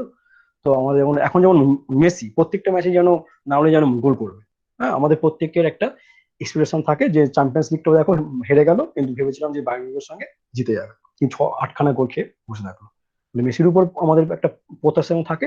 সেরকম সচিন যখন খেলতো আর প্রত্যেকেই মানে মানে সচিনের খেলা মানে সেঞ্চুরি দেখবো, যদি কখনো কখনো দেখেছেন সেঞ্চুরি না হয় 0 রানে বা কম রানে আউট হয়ে যেত আর কি। সেরকম আর কি, ইন বাহারসে সচিন কাল ফুল নেই উঠবে, মানে কালকে যে খেলাটা হয়েছিল সেই খেলাটা সচিন ভালোভাবে খেলতে পারছে না। আর একটা তারপর সেটা মানে ইন বাহারসে কথা থেকে ভাবো যে IN সেখানে আয়োডিন, ঠিক আছে, তো এখানে হচ্ছে এই দেখো আয়োডিন। আচ্ছা, বাহর হচ্ছে বিআর মানে বোমিন। আচ্ছা, সে হচ্ছে এস, হ্যাঁ সালফাইড। সচিন থেকে এস সি এন যে স্টার দেওয়া আছে, তাহলে এস সি এন। আর কাল, কাল থেকে ক্লোরিন সি আর এল। আর ফুল থেকে ফ্লোরিন। আচ্ছা, নেহিতে হচ্ছে নাইট্রেট মানে ওই সরি মেজাইটটা N3 মাইনাস যেটা আছে এইটা। এখানে দেখো ইন বাহর হচ্ছে সচিন কা ফুল নেই উঠছে, সেটা তোমার মোটামুটি হয়ে গেল। হ্যাঁ, তারপর একটা কোশ্চেন করছো এটা এরকম যে ও অক্সালেটো ওয়াটার শুনো।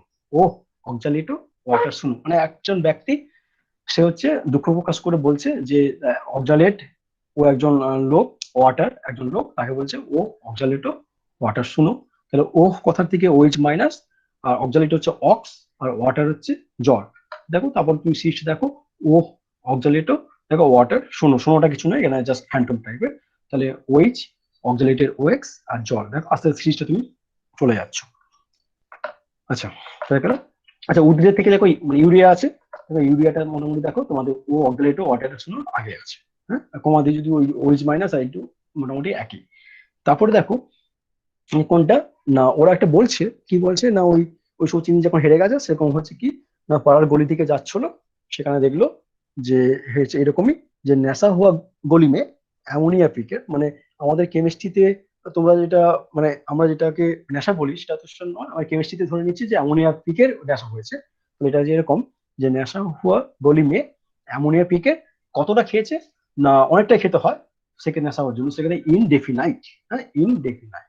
তাহলে নেশা থেকে হচ্ছে NCS, তাহলে NCS টা হচ্ছে হচ্ছে তোমার ওই এখানে কিছু সালফার রোল কিন্তু NCS টা দেখো, NCS টা এখানে কোনো জায়গায় আছে নিশ্চয়ই NCS। আচ্ছা, তারপর দেখো হোয়াটা হচ্ছে H মাইনাস ও কোনো জায়গায় আছে নিশ্চয়ই, অন্য কোনো সিস্টেমের ক্ষেত্রে আছে। আচ্ছা, হোয়া গলিমে হচ্ছে গ্লাইসিন, মেটাস ফ্যান্টম, অ্যামোনিয়া, অ্যামোনিয়া তোমার রয়ে গেছে অ্যামোনিয়া, অ্যামোনিয়া পিকের হচ্ছে পিরিডিন পিরিডিন। আচ্ছা, ইনডেফিনাইট সিস্টেমটা IN, এটা অন্যরকম করে লিখলাম INDPHENIT। আচ্ছা, ইন হচ্ছে যে ইনটা এখানে কিছু নয় মনে হয়, এখানে হচ্ছে ডেফিনেট কথা মানে হচ্ছে ডাইপিরিডিন। হ্যাঁ, ডাইপিরিডিন হচ্ছে দুটো পিরিডিন যে বাইপিরিডিন বলা হয় সেটা। যা ফেন আছে না PHEN, ফেন হচ্ছে অর্থোফেন। আর নাইট্রাইট হচ্ছে NO3 মাইনাস। তারপর সব থেকে যেটা চলে যায় আমরা জানি এটা সাইনাইড মাইনাস আর CO মাইনাস। কোনো কোনো বইতে সাইনাইড CO মাইনাসটা একই রকম করা আছে, মানে লিগ্যান্ড ফিক্সেশনটা একই রকম। তাহলে এইভাবে যদি ভাবো তাহলে তোমার মোটামুটি ভাবে সিরিজটা মাথায় চলে যাবে কি, না ইন বাহারসে সচিন কাল ফুল নেই ইউজে, আর একটা বলছে ও অক্সালেটো ওয়াটার শুনো, কি না নেশা হওয়া গলিমে অ্যামোনিয়া পিকে ইনডেফিনাইট। হ্যাঁ, তো সেটা করলেই তোমাদের দেখো সিরিজটা তোমার কাছে কিন্তু মোটামুটি দাঁড়িয়ে যাবে। আর তুমি অন্য কোনো লজিক দিয়ে ভাবলে সেটা কিন্তু নাও হতে পারে। মোটামুটি তোমরা নিজেদের মতো করে অ্যারেঞ্জ করে নিতে পারো। তো আমি এটা তোমাকে জাস্ট আমার নিজের মতো করে মনে রাখার জন্য আমি বলেছি, তোমরা এটাকে ফলো করতে পারো বা তোমরা নিজেরাও একটা কিছু করে নিতে পারো। সেক্ষেত্রে দেখো তোমার মোটামুটি হবে পুরো সিরিজটাই চলে যাবে, যে দরকার সেটা আমাদের হয়ে যাবে। ঠিক আছে, তো CONO এটা রাখবে সব থেকে স্ট্রংগেস্ট পায়ের সিলিকনের মধ্যে পড়ে, বাকিগুলো সিরিজটা ওই ফর্মুলাতে পুট করলে পেয়ে যাবে। তো হাউ টু মেমোরাইজ যে ওই এই ক্রিস্টাল ফিল্ড স্টেবিলাইজেশনের জন্য তোমার কি লিগ্যাল ফিল্ড স্ট্রেনটা, সেটা হচ্ছে একটা উপায় আমি বললাম। তো তোমরা নিজেরা নিজেদের মতো করে নিতে পারো। আর এটা যদি না হয় তাহলে কিন্তু তুমি কোনো রকম কোনো অ্যান্সার করতে পারবে না সেভাবে। ঠিক আছে, আচ্ছা এটা বললাম। এবার দেখো ওই বেসিস, ওই ওই যেটা আমি বললাম যে এমন মানে ক্রিস্টাল যেটা স্পেকট্রামগুলি সিরিজটা, সেটা মনে রাখলে আমাদের কি হবে, আমি ওই কোন সিস্টেম ক্ষেত্রে CBSE ভ্যালু কি হবে সেটা আমি বলতে পারবো। সেটা কি, তোমাদেরকে তিনটে কমপ্লেক্স দেওয়া আছে দেখতে পাচ্ছ। একটা হচ্ছে ক্রোমিয়াম 3, দেখো Cl6 থার্ড ব্র্যাকেট দিয়ে -3, Cl6 মানে মাইনাস মাইনাস হচ্ছে তাহলে -3। আর এখানে যদি এক্স ধরে নাও তাহলে x+x-6 = -3, সেক্ষেত্রে ক্রোমিয়ামটা দেখো +3 অক্সিজেন। আচ্ছা, অ্যামোনিয়া ওই করসপন্ডিং সিস্টেমে অ্যামোনিয়া চলে যাও, সেখানে কোয়েশ্চেন নাম্বার 6 আর এখানে তোমার অক্টাল সিস্টেম। সেক্ষেত্রে দেখো যদি অ্যামোনিয়া নিউট্রাল, সেক্ষেত্রে ক্রোমিয়ামটা 3-তে আছে। পরেরটা হচ্ছে সাইনো কমপ্লেক্স নিচ্ছি, সেখানে কোয়েশ্চেন নাম্বার 6 অক্টাল সিস্টেম। আর যেহেতু সাইনাইড -1 করে, সেক্ষেত্রে দেখো ক্রোমিয়ামটা 3-তে চলে যাচ্ছে। তার মানে দেখো ক্রোমিয়ামের 3টে সিস্টেম নিয়েছি যাদের প্রত্যেকের metal with their oxygen state, মানে ক্রোমিয়াম 3-তে আছে। তাহলে আমার অক্সিজেন স্টেট থেকে বলতে পারবো না। আর 3D সিরিজ তো মানে 3D, ক্রোমিয়াম তো 3D সিস্টেমে আছে, তাহলে 4D 5D নয়, সেখান থেকে বলতে পারবো না। আর জিওমেট্রি দেখো প্রায় সবগুলো একই, প্রায় না সবগুলো একই ধরে নিচ্ছি অক্টাইডেল। তাহলে কি হবে সেখান থেকে বলতে পারবো। জিওমেট্রি থেকে অ্যান্সার বলতে পারবো না, ক্রোমিয়াম তো সেম, তার অক্সিজেন স্টেট থেকে বলতে পারছি না। তাহলে কোথায় ভ্যারি করছে, দেখো লিগ্যান্ড গুলো ভ্যারি করছে। হ্যাঁ, তাহলে কোশ্চেন করতে করতে আমাকে ফিল্টার করতে হবে যে কোথায় থেকে আমি অ্যান্সারটা বলতে পারবো। দেখো ক্লোরিন, অ্যামোনিয়া, সায়ানাইড। তাহলে এখানে ক্লোরিন, তারপর অ্যামোনিয়া, তারপর সায়ানাইড। তো লেফট থেকে এড়িয়ে যাচ্ছ, স্ট্রং ফিল্ড লিগ্যান্ডে যাচ্ছ। যতই স্ট্রং ফিল্ড লিগ্যান্ডে যাচ্ছ তাহলে কি হবে, স্পিন স্পেয়ারিংটা বাড়বে এবং সিস্টেমের ক্রিস্টাল ক্রিস্টালেশন এনার্জিমেন্টটা বেড়ে যাবে। তার মানে কি, সি বেশি value increasing with increasing ligand field strain. তার লিগ্যান্ড ফিল্ড স্ট্রেন যত বাড়ছে তার ক্রিস্টাল ফিল্ড, তার সি বেশি ভ্যালু ততটাই বাড়ছে। এবং সেক্ষেত্রে স্প্লিটিংটা দেখো আস্তে আস্তে বেড়ে যাচ্ছে না। এটা প্রথমটাকে গ্যাপটা কম ছিল, সেখান থেকে গ্যাপটা বাড়লো। থার্ড যেটা সাইনো কমপ্লেক্স ক্ষেত্রে গ্যাপটা অনেকটাই বেড়ে গেল, তাই না? সেটাই হয়েছে। তাহলে ওই যত গ্যাপ বাড়ছে লো স্পিন কনফিগারেশন টেন্ডেন্সি বাড়বে। লো স্পিন মানেই বন্ডিং গুলোতে ইলেকট্রন গুলো ঢুকবে আর তার সি বেশি ভ্যালু মান বাড়বে। আর যখন ইলেকট্রন গুলো মানে ওই উইক ফিল্ডে ছিল তখন লো হাই স্পিন কনভেকশন থাকবে, হাই স্পিনে থাকবে। হাই স্পিনে থাকলেই ইলেকট্রন গুলো অ্যান্টিবন্ডিং এ থাকার চেষ্টা করবে।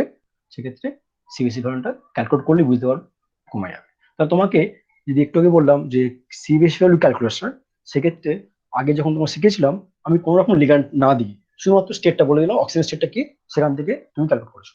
এবার তোমাকে সিবিএস ভ্যালু ক্যালকুলেট করতে দেবো, সেখানে তোমার লিগ্যান্ড ফিল্ড স্ট্রেনটা জানা হয়ে গেছে। তাহলে যে কোনো কমপ্লেক্স দেখলেই বুঝতে পারবে ওটা হাই স্পিন না লো স্পিন।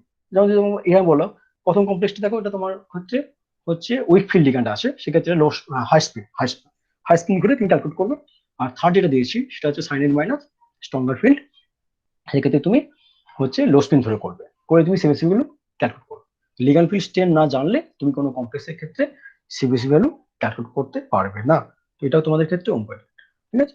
আর কয়েকটা এক্সাম্পল দিয়েছি দেখো, ক্রোমিয়াম ফ্লোরাইড F6-3, যা ক্রোমিয়াম হেক্সাঅ্যাকুয়ো, এটা চার্জটা +3, ক্রোমিয়াম অ্যামিন হেক্সাঅ্যামিন এরও চার্জ হচ্ছে +3, আর ক্রোমিয়াম হেক্সাসাইনো এরও চার্জ হচ্ছে -3। তো দেখো এক্ষেত্রে তোমার কি হবে, তুমি ক্রোমিয়াম +3 সবগুলো আছে, জিওমেট্রি একই, ভ্যারি করছে কোথায়, শুধু লিগ্যান্ড। তাহলে এফ থেকে আমি যাচ্ছি সায়ানাইড, তাহলে এফ, তারপর ওয়াটার, তারপর অ্যামোনিয়া, তারপর সায়ানাইড। তো আস্তে আস্তে কি হচ্ছে, লিগ্যান্ড ফিল্ড স্ট্রেনটা বেড়ে যাচ্ছে। লিগ্যান্ড ফিল্ড স্ট্রেন যেই বেড়ে গেল, আমি বলেছি তোমার হাই স্পিন থেকে লো স্পিন কনফিগারেশন তুমি মুভ করছো, এবং সিবিসি ভ্যালু মান তুমি ক্যালকুলেট করলে বুঝতে পারবে আস্তে আস্তে করে বেড়ে যাবে। তাই হচ্ছে দেখো প্রথমটা ক্ষেত্রে 15,000, তারপরটা হচ্ছে 15,500, সরি 17,500, তারপরে 21,500, 26,700। তো আস্তে আস্তে করে আমার সিবিসি ভ্যালু হচ্ছে বেড়ে যাচ্ছে, ঠিক আছে? এরকম আরেকটা এক্সাম্পল দেওয়া আছে, তোমরা দেখে নিবে।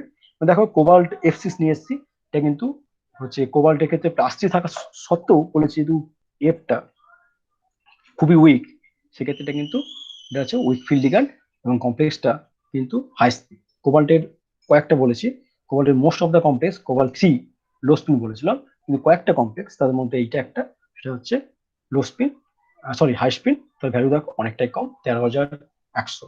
সেখানে জল বা অ্যামোনিয়া বা সায়ানো নিলে দেখো তোমার ভ্যালুটা 18,200, 22,900, 33,500-তে মুভ করছে। হ্যাঁ, অনেকটাই ভ্যালুটা বেড়ে গেল। দেখ ফ্লোরাইডের ক্ষেত্রে 13,500, জলের ক্ষেত্রে দেখো প্রায় 5,000 বেড়ে গেল, 18,200। ঠিক আছে, এটা একটু মাথায় রাখবে, লিগ্যান্ড ফিল্ড স্ট্রেনটা আমাদের দরকার।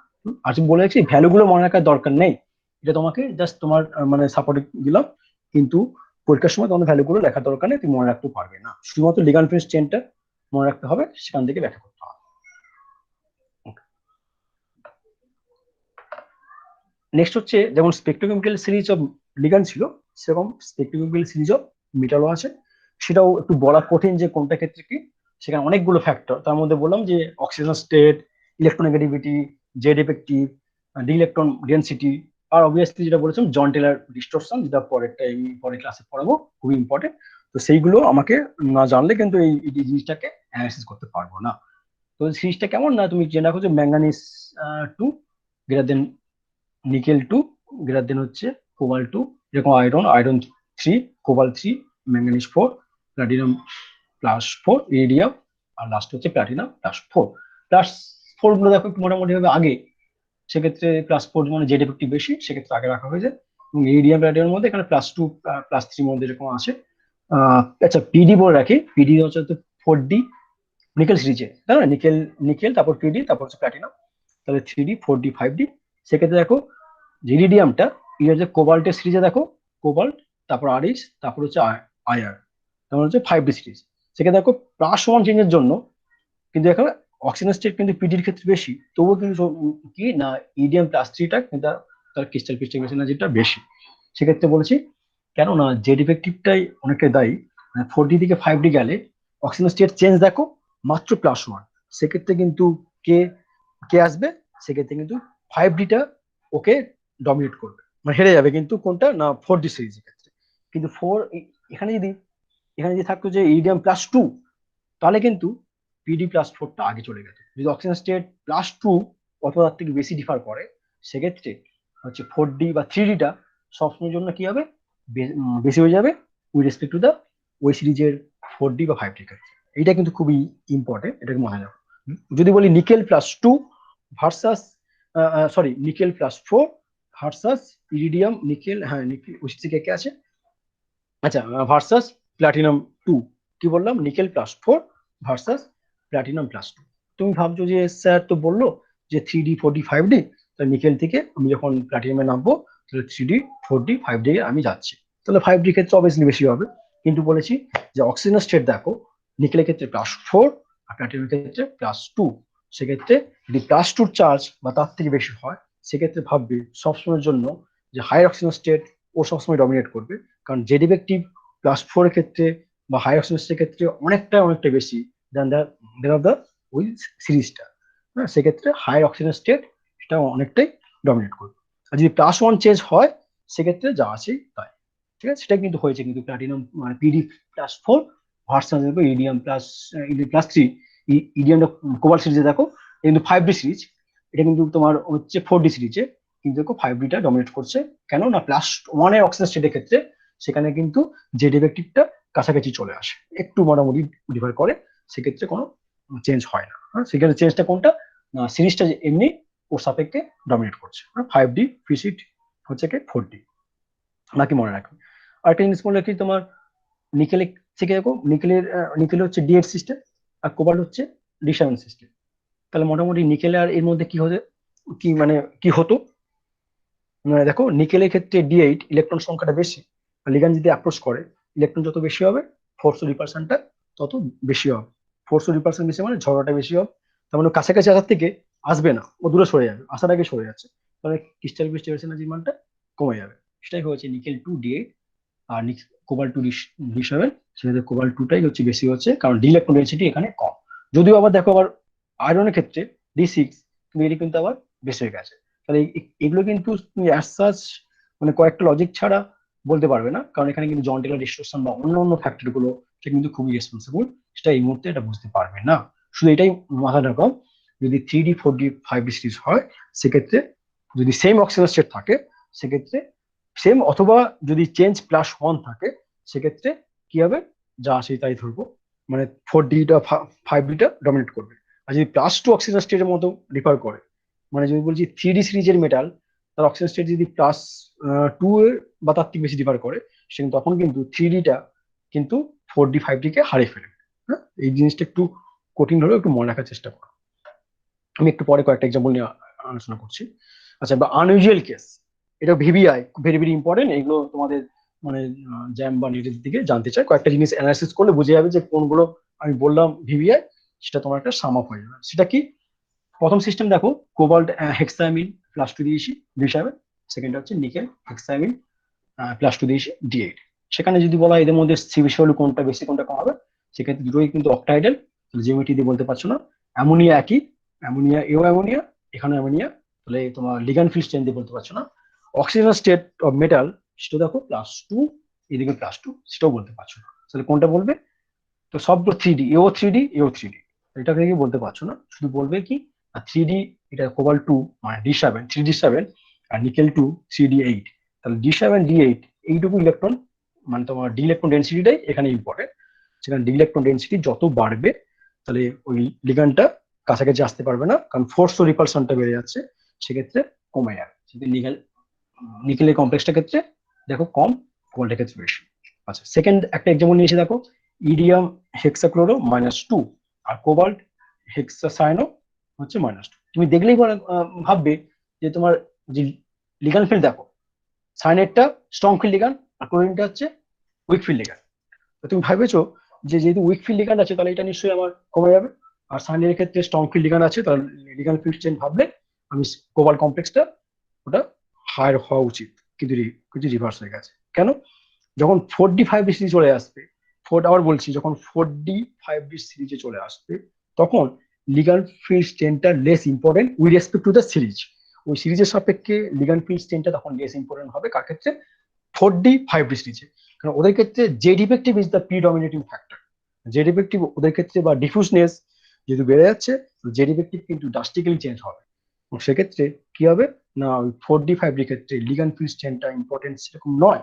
সেই জন্য কি হয়েছে দেখো, তোমার লিগ্যান্ড ফিল্ড স্ট্রেন সাইনের ক্ষেত্রে বেশি হওয়া সত্ত্বেও রেসপেক্ট টু সিএল, যেহেতু ইরিডিয়ামটা কোবাল্ট সিরিজের মধ্যে আছে 3D 4D 5D সিরিজে, এ কিন্তু বেশি হবে due to the higher Z effective in the iridium 2। তাহলে এখানে কিন্তু লিগ্যান্ড ফিল্ড স্ট্রেনটা ইম্পর্টেন্ট নয় কার ক্ষেত্রে? 4D 5D ক্ষেত্রে। হ্যাঁ, এখানে সেম অক্সিজেন স্টেট সেম, শুধু এখানে ডি ইলেকট্রনিসিটি সেম, শুধু কি 5D বেশি 3D। সেখানে কি বললাম, লিগ্যান্ড ফিল্ড স্ট্রেনটা ইম্পর্টেন্ট নয় 4D 5D ক্ষেত্রে। আচ্ছা, থার্ড একটা এক্সাম্পল নিয়েছি, নিকেল হেক্সাফ্লুরো -2। এটা তোমাদের ম্যাগনেটোকেমিস্ট্রি সিউতে প্রচুর কোশ্চেন এসছে, বা আমাদের ভিউতে কোশ্চেনটা আমরা করে নিকেল হেক্সাফ্লুরো -2 এটা কেন লো স্পিন ও ডায়ম্যাগনেটিক। তুমি দেখে লো স্পিন হবে না, তুমি ভাবছো যে ফ্লুরিন আছে মানে F- লেগে আছে, তখন এটা উইক ফিল্ড। ফ্লুরিন তো অনেকটা উইক ফিল্ড, তাই না? তোমার সিরিজটা দেখো তোমার ফ্লুরিনটা এই কোথায় অনেকটাই আছে উইক ফিল্ড লিগ্যান্ড, ঠিক আছে? উইক ফিল্ড লিগ্যান্ড মানে তুমি ভাববে কোশ্চেনটা হাই স্পিন হওয়ার কথা, ঠিক আছে? তোমার কোশ্চেনটা কি মাথায় মাথায় চলে যাবে হাই স্পিন। কিন্তু ভাবো যে এই নিকেলের অক্সিজেন স্টেট কত, ধরে নাও এক্স, আর এখানে এফটা হচ্ছে -1 করে, তাহলে x+x-6 সমান হচ্ছে -2, তাহলে কত হচ্ছে x1, ওইদিকে 6 চলে যাচ্ছে, তাহলে +6 -2 +4। তাহলে দেখো নিকেলটা +4 অক্সিজেন স্টেট। আমাকে এই যে ছকটা বলেছিলাম খুব ইম্পর্টেন্ট, সেটা হচ্ছে কোনটা? এই যে এখানে বলেছিলাম যদি উইক ফিল্ড লিগ্যান্ড হয় সেক্ষেত্রে আমি কোশ্চেন করব সিস্টেমের হাই অক্সিজেন স্টেট আছে কিনা, সেটা কি গ্রেটার দেন অথবা ইকুয়াল 4 কিনা। সেক্ষেত্রে যদি থাকে তাহলে সিস্টেম কিন্তু কি না লো স্পিন হয়ে যাবে, সেখানে উইক ফিল্ড হতেও পারে, কোনো যায় আসে না। যদি না হয় সেক্ষেত্রে হাই স্পিন, শুধু কোবাল্ট সিরিজ ছাড়া, ঠিক আছে? কি বললাম, যদি +4, যদি তার +4 অথবা তার থেকে বেশি হয় সেক্ষেত্রে জেড ইফেক্টিভ তো অনেক বেশি হয়ে গেছে, সে লিগ্যান্ড যাইবো না কেন, ও কাছাকাছি চলে আসবে, ফোর্স রিঅ্যাকশন বাড়বে, তারপর ওরা আস্তে আস্তে স্প্লিট করবে, ঠিক আছে? তো উইক ফিল্ড লিগ্যান্ড থাকা সত্ত্বেও +4 অক্সিজেন স্টেট থাকলে জেড ইফেক্টিভ এত বেশি, সে সবসময়ের জন্য স্পিন পেয়ারিং করে গিয়ে লো স্পিন করতে চাইবে। সেই শকটা এই শকটা কিন্তু খুবই ইম্পর্টেন্ট। এখান থেকেই তুমি দেখো, ওটা যদি বলেছিলাম তোমার এখানে দেখো সে একই জিনিস এসছে, তোমার নিকেল +4 এটা কিন্তু লো স্পিন কমপ্লেক্স, কারণ হাই অক্সিজেন স্টেট আছে, ও উইক ফিল্ড লিগ্যান্ড হলেও স্পিন পেয়ারিং করতে পারে, সেক্ষেত্রে লো স্পিন। এবং ম্যাগনেটোকেমিস্ট্রি পড়লে তুমি দেখবে ওই লো স্পিন মানে নিকেল +4 মানে D6 সিস্টেম, তাই না? নিকেল +2 D8, নিকেল +4 D6, তাই না? সেক্ষেত্রে দেখো লো স্পিন মানে ইলেকট্রন গুলো পেয়ার আপ করে গেছে, তাহলে কোনো আনপেয়ার নেই, সিস্টেমটা পিওরলি ডায়ম্যাগনেটিক চলে আসবে। কিন্তু তুমি ভাবছো এফ থাকলেই উইক ফিল্ড হওয়ার কথা, কিন্তু নয়। হ্যাঁ, থার্ড দেখো কোবাল্ট 3 তো তুমি জেনে গেছো যে কোবাল্ট 3 সিস্টেম সবসময় লো স্পিন হয়, শুধুমাত্র একটা এক্সাম্পল ছাড়া, ঠিক আছে? এবার দেখো আমি লিখেছি যে 4D 5D metal mostly ligand field independent, লো স্পিন কমপ্লেক্স করতে চায় এবং স্কয়ার প্ল্যানার জিওমেট্রির দিকে যেতে চায়। মাথায় রাখবো যে 4D 5D সিরিজ যে মেটাল গুলো ম্যাক্সিমাম তারা কিন্তু কি না স্কয়ার প্ল্যানার জিওমেট্রির দিকে মুভ করতে চায়, ও জানে যে স্কয়ার প্ল্যানার সিস্টেমে চলে গেলে সিস্টেমের সিমেট্রি গুলো বেড়ে যায়। হ্যাঁ, এটা 4D আর 5D গুলো লিগ্যান্ড ফিল্ডের উপর ওরা খুব একটা ডিপেন্ড করে না। সেটা এই প্রথম এক্সাম্পল, সেকেন্ড এক্সাম্পল দিয়ে বললাম যে এটা তুমি বুঝে গেছো, এটা সব থেকে বেশি হয়। 4 6 চলে আসো, আমি নিকেল 4 আচ্ছা ভার্সাস নিয়েছি ওই ইরিডিয়াম মানে আর হচ্ছে Re2 নিয়েছি। দেখো ওটা সব 3D সিরিজে, 3D সিরিজ হচ্ছে নিকেল, আর 4D সিরিজ হচ্ছে Rh, আর ইরিডিয়াম হচ্ছে 5D। তো দেখো তুমি ভেবেছো যে যেহেতু আমি বললাম যে 4D 5D সবসময়ের জন্য 3D থেকে বেশি হবে, তাই হওয়ার কথা। কিন্তু দেখো ইম্পর্টেন্ট ফ্যাক্টর যে change in oxygen state is very important, সেটা দেখো +2। দেখো এই এখানে ছিল +2, এখানে +4। তো যদি +2 মতো গ্যাপ থাকে বা তার থেকে বেশি থাকে, তাহলে অলওয়েজ কি হবে 3D সিরিজটা ইন হাই অক্সিজেন স্টেট, সেক্ষেত্রে তোমার বেশি হয়ে যাবে। সেক্ষেত্রে তুমি দেখো এখানে তোমার এই এক্সাম্পল দেখো নিকেলের ক্ষেত্রে নিকেল হেক্সাফ্লুরো, সেখানে নিকেলটা 4 ছিল, সেখানে স্ট্রং, এটা কিন্তু লো স্পিন হয়ে গেছিল। এখানে কিন্তু এইটা বেশি হবে দেন দ্যাট অফ দ্য 4D5D সিরিজে। সেম অক্সিজেন স্টেট বা +1 ডিফার হয়, সেক্ষেত্রে 4D5D always dominating over the 3D। আর যদি +2 অথবা +2 থেকে বেশি অক্সিডেশন স্টেটের ডিফার করে, সেক্ষেত্রে কি হবে না 3D সিরিজটা ডমিনেট ওভার দ্য 4D5D। এই 5-6টা ফ্যাক্টর খুবই ইম্পর্টেন্ট। এই 6টা ফ্যাক্টরটাকে মাথায় রাখবে, করলে তোমাদের যে আনইউজুয়াল যে কোশ্চেন থাকে না, সবগুলো থিঙ্কিং করে তুমি পেয়ে যাবে। ঠিক আছে, এটা মাথায় রেখো। আচ্ছা, তোমাদের ভিভিটি যেদিন ফার্স্ট ক্লাস করেছিলাম, সেখানে দেখো তোমাদের এই 3টে এক্সাম্পল করা ছিল। সেখানে নিকেল দেখো টেট্রাক্লোরো -2, সেখানে তুমি ভিভিটি করে বলেছিলাম যে sp3 এসেছিল। ঠিক আছে, দেখবে এখানে তোমার, এখানে তুমি সেফটি দিয়ে বলতে পারবে, যেহেতু তোমার কি ক্লোরিনটা হচ্ছে উইক ফিল্ড লিগ্যান্ড, সেখানে গিয়ে স্পিন পেয়ারিং হবে না, মানে ইলেকট্রন গুলো পেয়ার করতে পারবে না, তাহলে মোটামুটি দুটো ইলেকট্রন আনপ্যান থাকবে, সেক্ষেত্রে সিস্টেমটা প্যারাম্যাগনেটিক হবে। হ্যাঁ, এবং তুমি তখন তোমাকে ডাটা দিয়েছিলাম, magnetic data mu spin only, সেখান থেকে তুমি মানে মোটামুটি ট্যালি করতে করতে তুমি পেয়েছিলে। এখন তোমার মিউ স্পিন অনলি তুমি নাও যদি দেওয়া থাকে, তো তুমি করতে পারবে তার করসপন্ডিং হাইব্রিডেশন কি, সেটা ভিভিডি থেকে বলতে পারবে। কারণ তোমার লিগ্যান্ড ফিল্ড স্ট্রেন এখন জানা হয়ে গেছে, তুমি জানো ক্লোরিন উইক ফিল্ড লিগ্যান্ড, সে স্পিন স্পেয়ারিং করতে পারবে না। তাহলে সেই স্পিন স্পেয়ারিং করতে না পারার জন্য ইলেকট্রন, দুটো ইলেকট্রন গুলো এরকম থাকবে, সেক্ষেত্রে তুমি দেখো তুমি sp3 আসবে। সাইনো কমপ্লেক্স ক্ষেত্রে তুমি জেনে গেছো পায়াসিন লিগ্যান্ড, সেক্ষেত্রে স্ট্রং ফিল্ড লিগ্যান্ড, তাহলে ইলেকট্রন গুলো স্পিন পেয়ার করবে, তাই হয়েছে স্পিন পেয়ার করে দেখো DsP2 আসবে।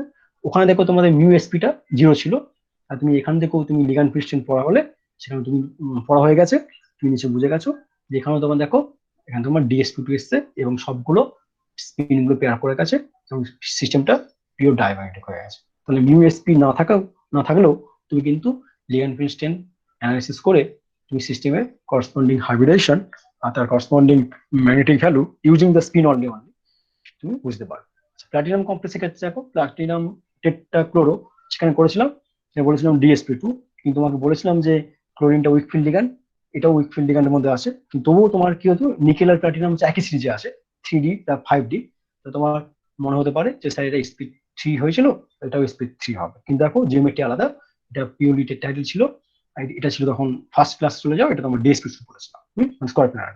কেন না আমি বলেছি যে 4D5D ক্ষেত্রে ইন্ডিপেন্ডেন্ট, মানে কি বলো they are independent on ligand field state, সেক্ষেত্রে প্লাটিনাম হচ্ছে 5D, সেক্ষেত্রে জেড ইফেক্টিভ খুব হাই, তাহলে অটোমেটিক্যালি ও ইলেকট্রন গ্রুপ স্পিন পেয়ারিং করে নেবে, স্পিনটা পেয়ার করে নিল, এই দুটো ইলেকট্রন গুলো পেয়ার করে গেল পিএলও ডায়াম্যাগনেটিক, এবং দেখো DsP2 হাইব্রিডেশনটা চেঞ্জ হয়ে গেছে। তাহলে প্লাটিনাম টেট্রাক্লোরো DsP2, আর এটা নিকেল টেট্রাক্লোরো -2, এটা হচ্ছে যে sp3। তখন সেখানেও বলেছিল এখন তুমি লিগ্যান্ড ফিল্ড স্ট্রেন জানা হয়ে গেছে, তুমি এখন নিজে থেকেই অ্যানালাইসিস করে তার করসপন্ডিং হাইব্রিডেশন এবং সঙ্গে তার ম্যাগনেটিক ভ্যালু ট্যালি করতে পারো। এইটা তোমাদের গত ক্লাসে বলেছিলাম, ভেরি ভেরি ইম্পর্টেন্ট, যে PdPPH3 হোল 4 এই কমপ্লেক্সটা হচ্ছে তার নেচারটা, মানে কমপ্লেক্সটা স্কয়ার প্ল্যানার না টেট্রাহেড্রাল জিওমেট্রি হবে। তো PD আছে মানে তুমি ভেবেছো যে স্যার এটা তো স্যার এখনই বললো যে 3D 4D লিগ্যান্ড ফিল্ড তো ইম্পর্টেন্ট নয়, সেক্ষেত্রে 4D5D সিরিজ, আর কোরেশন নাম্বার দেখো 4, তো কোরেশন নাম্বার 4 মানে 4D5D সিরিজ সবসময়ের জন্য স্কয়ার প্ল্যানার আর লো স্পিন করতে চায়। তো স্কয়ার প্ল্যানার করলে এটা তোমার সিস্টেমটা এরকম দেখতে হবে, স্ট্রাকচারটা সেখানে দেখো মানে এই বন্ড অ্যাঙ্গেল গুলো লিগ্যান্ড মেটাল লিগ্যান্ড বন্ড অ্যাঙ্গেলটা 90 ডিগ্রি হবে।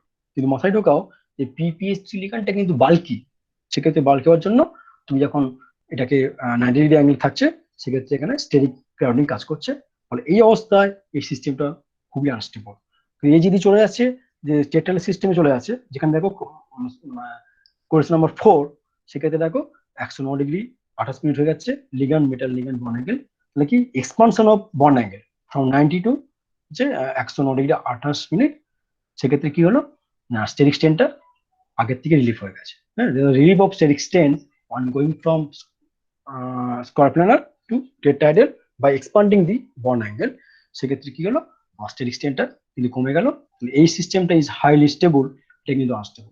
তাহলে PD সিরিজে স্টার্ট দিলাম ওই জন্য, এটা আমাদের একটা ইয়ারে দুটো ইয়ারে নেটে এসেছিল, কিন্তু দেখা যাচ্ছে এই সিস্টেমটা জিওমেট্রি কোনটা না এটা কিন্তু টেট্রাহেড্রাল, হ্যাঁ এটা কিন্তু স্কয়ার প্ল্যানার হবে না, আনইউজুয়াল টাইপ, যেটা মাথায় রাখবে।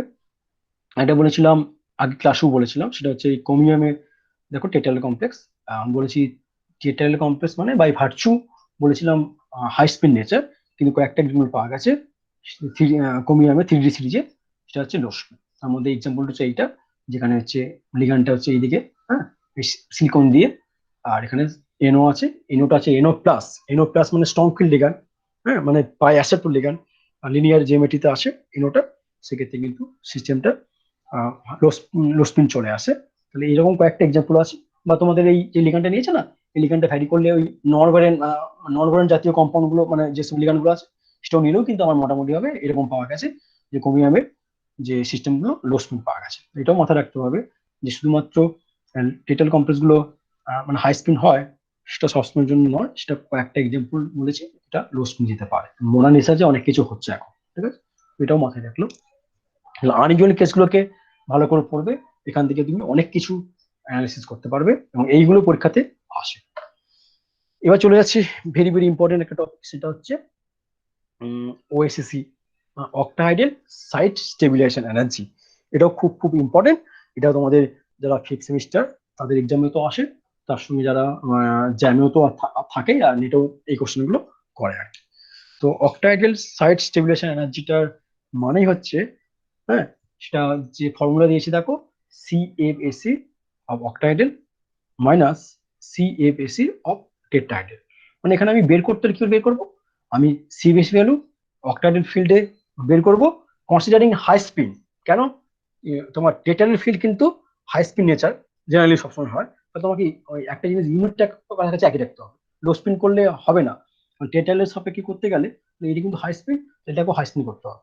আমি ধরে নিচ্ছি সিস্টেমটা হাই স্পিনে, যাই হোক না কোনো লিগান, তাতে আমার ওএসিসি ভ্যালু ক্যালকুলেট করতে পারলে করতে হলে আমার অক্টাহাইড্রাল সিস্টেমে কনসিডারিং হাই স্পিন তার CBS value minus CBS value of tetrahedral করলে আমি অক্টাহাইড্রাল সাইট স্টেবিলাইজেশন এনার্জি পেয়ে যাবো। এটা কি ইন্ডিকেট করে, ইন্ডিকেট করছে higher the value of octahedral site stabilization energy, higher will be the differential in octahedral geometry. যত হাই হবে ওএসিসি ভ্যালু, সেই কমপ্লেক্সটা অক্টাহাইড্রালে যেতে চায় from tetrahedral. Lower the value of OSCC value, যদি লোয়ার হয় সেক্ষেত্রে tendency of tetrahedral complex formation dominant over octahedral. যদি টেট্রাহাইড্রাল সিস্টেমে যদি চলে যায়, কি বললাম, সেক্ষেত্রে ওএসি ভ্যালুটা কম হবে। তাহলে এই জিনিসটা আমাকে মাথায় রাখতে হবে যে ওএসি ভ্যালু ওএসএসি হাই হলে সিস্টেমটা অক্টাইল হবে, ওএসএস ভ্যালু লো হলে সিস্টেমটা টেট্রাইলে যেতে চায়। এবং এক্সপেরিমেন্টালি ভ্যালুগুলো, মানে ভ্যালুগুলো নয়, তুমি সিস্টেমগুলো যে করলে মোটামুটি বোঝা যাবে সত্যিকারে তাই হয়েছে আর কি, হয় আর কি, ঠিক আছে। তো আমি তিনটে এক্সাম্পল নিচ্ছি, একটা মানে ক্রোমিয়াম 3, কোবাল্ট 2, নিকেল 2। ক্রোমিয়াম 3 হচ্ছে D3, কোবাল্ট 2 হচ্ছে D7, আর নিকেল 2 হচ্ছে D8 সিস্টেম, পুরো 3D সিরিজে আছে। তো এইগুলোর ক্ষেত্রে মানে কোনটা কোন সিস্টেমে যেতে চায়, মানে কোনটা অক্টাইলে যেতে চায়, কোনটা টেট্রাইলে যেতে চায়। কোশ্চেন করতে পারে যে ক্রোমিয়াম 3 যে কমপ্লেক্স গুলো, most of the chromium 3 salt prefer octahedral geometry than tetrahedral, তোমাদের পরীক্ষাতে আসে। Most of the cobalt 2 salt prefer tetrahedral geometry than octahedral, সেটা তোমার পরীক্ষাতে কিন্তু কোশ্চেন করে আর কি। তো যখন এরকম কোশ্চেন থাকবে তখনই কিন্তু ওএসিসি ভ্যালুটা তোমাকে বলবে না, তোমাকে বাই ভার্চু যে কোশ্চেনটা ওএসিতেই তোমার জানতে চাচ্ছে, সেখান থেকে তোমাকে অ্যানালাইসিস করতে হবে, নাহলে কিন্তু কোনোভাবেই তুমি বলতে পারবে না, সিবিএসসি ভ্যালু থেকে কিছুই বুঝতে পারবে না। তোমাদের একটা এক্সাম্পল হিসেবে দিলাম, দেখো তোমাদের যে স্ক্রিনে দেখা যাচ্ছে, দেখো আমি একটা কোবাল্টের হেক্সা অ্যাকুয়া কমপ্লেক্স নিয়েছি +2 পিং। তোমাদের এই পরের সেমিস্টার যেটা 6 সেমিস্টারে আছে, বা এখন যারা এমএসসি করছো তারা নিশ্চয়ই জানো যে তোমাদের 1+1 সিস্টেমে ফার্স্ট বা সেকেন্ড সেমিস্টারে তোমাদের এই অ্যানালাইসিস গুলো ছিল।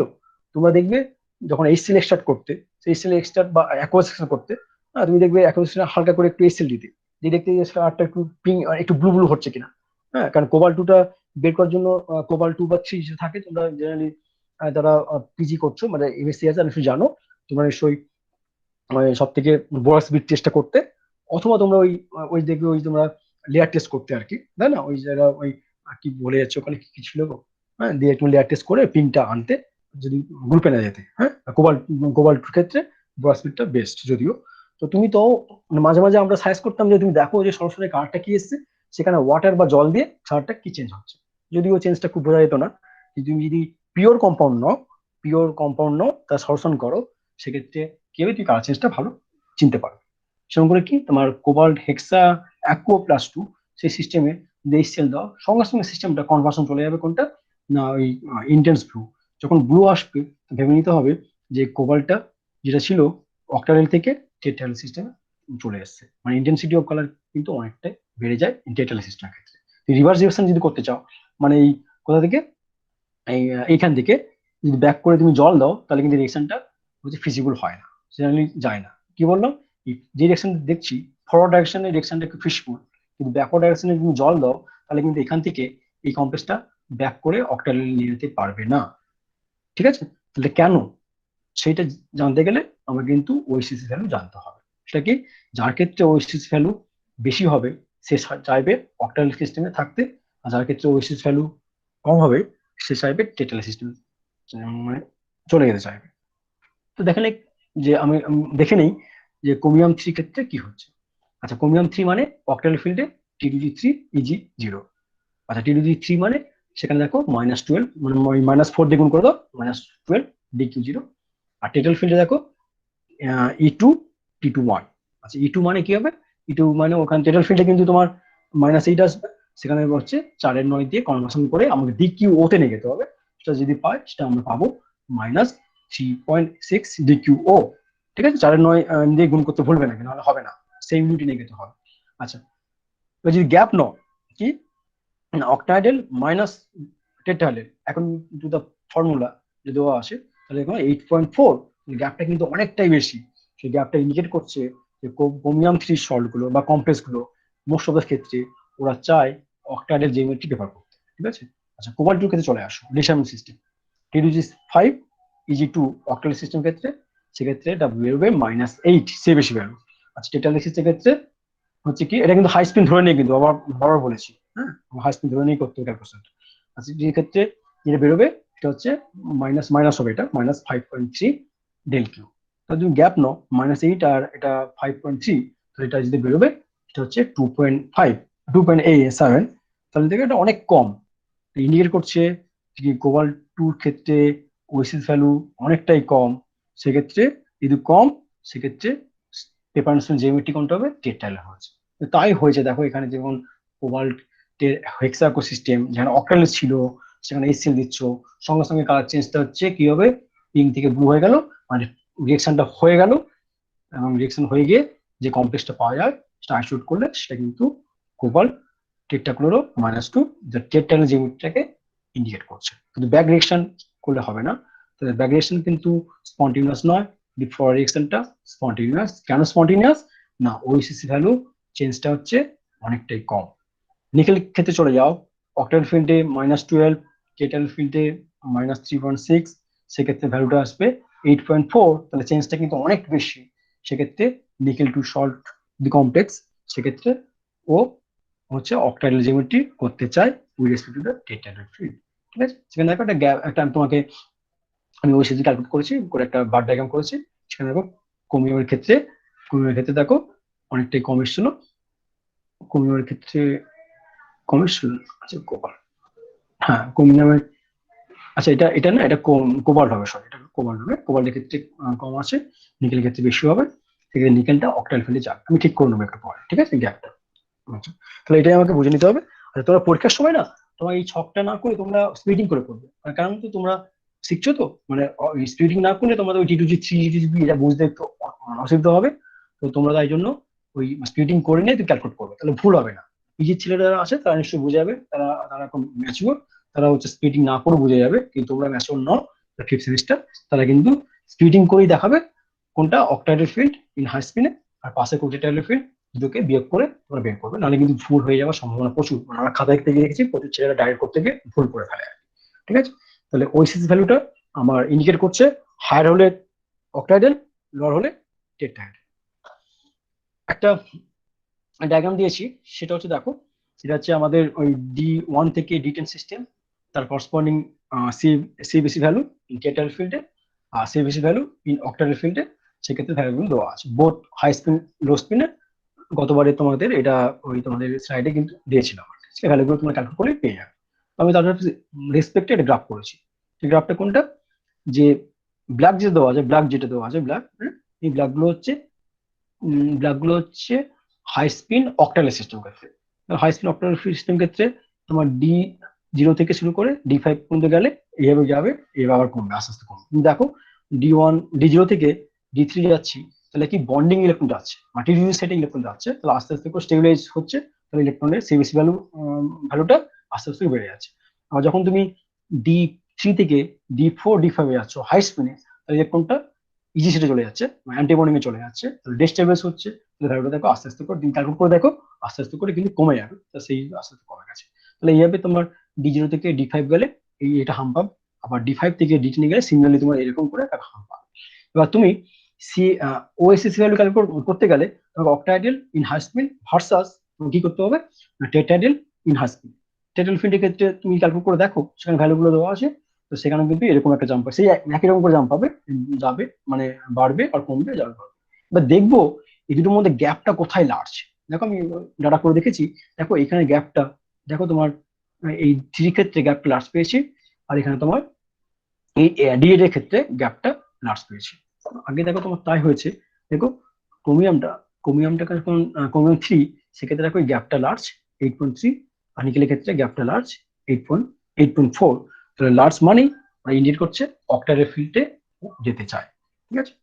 আচ্ছা যেখানে মিনিমাম, দেখো মিনিমাম গুলো কোনটা, না এই যে D1, হ্যাঁ এখানে হচ্ছে D2 সিস্টেম মিনিমাম, বা তোমার এক্ষুনি বললাম যে কোনটা কোবাল্ট সিস্টেম, দেখো কোবাল্টের ক্ষেত্রে, দেখো কোবাল্টের ক্ষেত্রে মিনিমাম গ্যাপ, হ্যাঁ এই যেটা কোবাল্ট D7 সিস্টেম, গ্যাপটা মিনিমাম, গ্রাফ থেকে তুমি পেয়ে যাচ্ছ যদি ওসিসি ভ্যালু মিনিমাম, সেক্ষেত্রে কিন্তু টেট্রাইডালে চলে যেতে চায়। আর একটা গ্রাফ নিয়েছে এটা তোমার CBC value in the low spin complex এর ক্ষেত্রে, অক্টাল ফিল্ডের ক্ষেত্রে, সেক্ষেত্রে এটা হচ্ছে square planar field, square planar ফিল্ডের ক্ষেত্রে সম্ভবত, না লো স্পিনের ক্ষেত্রে গ্রাফটা সেখান থেকে বোঝা গেছে। তুমি দেখো যে D6 এর ক্ষেত্রে গ্রাফটা কিন্তু অনেকটা পিক নিচ্ছে, এটা আমার এখানে কিন্তু লাগবে না, আমরা ওইসিস ক্যালকুলেটর ক্ষেত্রে লো স্পিন লাগে না, কিন্তু আমরা দেখেছি যে D6 এর ক্ষেত্রে, দেখো D6 এর ক্ষেত্রে একটা হাই স্পিড পেয়েছি, সেটা একটু আগে বলেছিলাম যে কোবাল্ট 3 যে D6 সিস্টেম এর বেশিরভাগ ক্ষেত্রে চায় যে লো স্পিন কমপ্লেক্স ফাংশন করতে। স্পাইনাল যখন করব তখন দেখবে কোবাল্ট 3টাকে আমরা দেখবে লো স্পিন ধরে নিয়ে ক্যালকুলেট করবো সিবেশন, ঠিক আছে। সেটা কিন্তু জাম্পটা এখান থেকে বুঝে গেছো কতটা জাম্প, হ্যাঁ। তাহলে এই ছক থেকে তুমি বুঝে যাবে সেটা কোনটা মানে হচ্ছে অক্টাইল ফিল্ডে যেতে চায়, আর কোন কমপ্লেক্সটা টেট্রাইডাল ফিল্ডে যেতে চায়, কারণ এখানে ওএসিসি ভ্যালু একটা ধারণা দেওয়া হয়েছে, তাদের মধ্যে একটা গ্যাপটা সুন্দর করে তুমি অ্যানালাইসিস করতে পারবে। নেক্সট হচ্ছে explanation of ionic radius of bivalent transition metal by CABC। আমি একটু অ্যাপ্লিকেশনে চলে যাচ্ছি, তো আজকে আমি এটা ওই জয়েন্টাল ডিসকাশনে যাব না, নেক্সট দিন ওটা একটা বড় ক্লাস লাগবে, তো সেই জন্য আমি একটা ছোট কয়েকটা টপিক গুলো অ্যাপ্লিকেশন গুলো শেষ করে নিচ্ছি। সেটার মধ্যে এইটা থার্মোডাইনামিক যে প্রপার্টি গুলো বললাম, সেখানে বলেছিলাম যে হাইড্রেশন এনার্জি অথবা ল্যাটিস এনার্জি, তো সেটা কিভাবে ক্রিস্টাল ক্রিস্টালাইজেশন এনার্জি অ্যানালাইসিস করছে। তো সেটা জানতে গেলে আমি আগে জেনে নেবো সিস্টেমের না ওই আয়নিক রেডিয়াসটা কিভাবে চেঞ্জ হচ্ছে with respect two crystal field stabilisation আছে, ঠিক আছে। তো আমি ধরে নিচ্ছি প্রত্যেকটা সিস্টেম অক্টালের আছে এবং তাদের স্পিনটা হচ্ছে হাই স্পিন, কমপ্লেক্সটা হাই স্পিন, ঠিক আছে, স্পিন পেয়ারিংটা সেভাবে নেই। তাহলে সেক্ষেত্রে তুমি দেখো যখন D1 থেকে আমি D3 যাচ্ছি, সেক্ষেত্রে অক্টাল ফিল্ডে দেখো T2G1, T2G2, T2G3 হচ্ছে। তাহলে ইলেকট্রন গুলো বন্ডিং বলেছি, T2G bonding orbital stabilised by হচ্ছে -4 d কিউ, সেক্ষেত্রে তুমি সিবিএসি ক্যালকুলেট করে যাও, D1 থেকে D3 আস্তে আস্তে করে সিবিএসি ভ্যালু কি হচ্ছে, কিভাবে আস্তে আস্তে করে বেড়ে যাবে। দেখো -4 থেকে -12 আস্তে আস্তে হচ্ছে বেড়ে গেছে।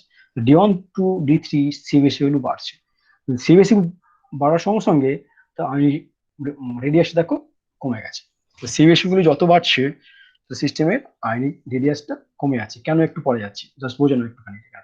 তারপর দেখো যখন আমি D4 চলে যাব, D4 হাই স্পিনে ক্রোমিয়ামের ক্ষেত্রে, তখন ইলেকট্রন চলে গেছে অ্যান্টিবন্ডিং, দেখো অ্যান্টিবন্ডিং মানে এটা চলে যাচ্ছে, যখন অ্যান্টিবন্ডিং চলে যাচ্ছে তাহলে মানটা এটা ডিস্টেবিলাইজ বাই হচ্ছে 6 d কিউ, তাহলে বিয়োগ করলে ভ্যালুটা কমে যাবে।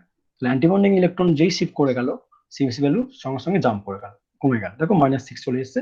আবার যখন তুমি ক্রোমিয়াম থেকে ম্যাঙ্গানিজ যাচ্ছ, তাহলে D5 মানে D2G3 EG2 হাই স্পিনে, সেক্ষেত্রে অ্যান্টিবন্ডিং এ দুটো ইলেকট্রন চলে গেল।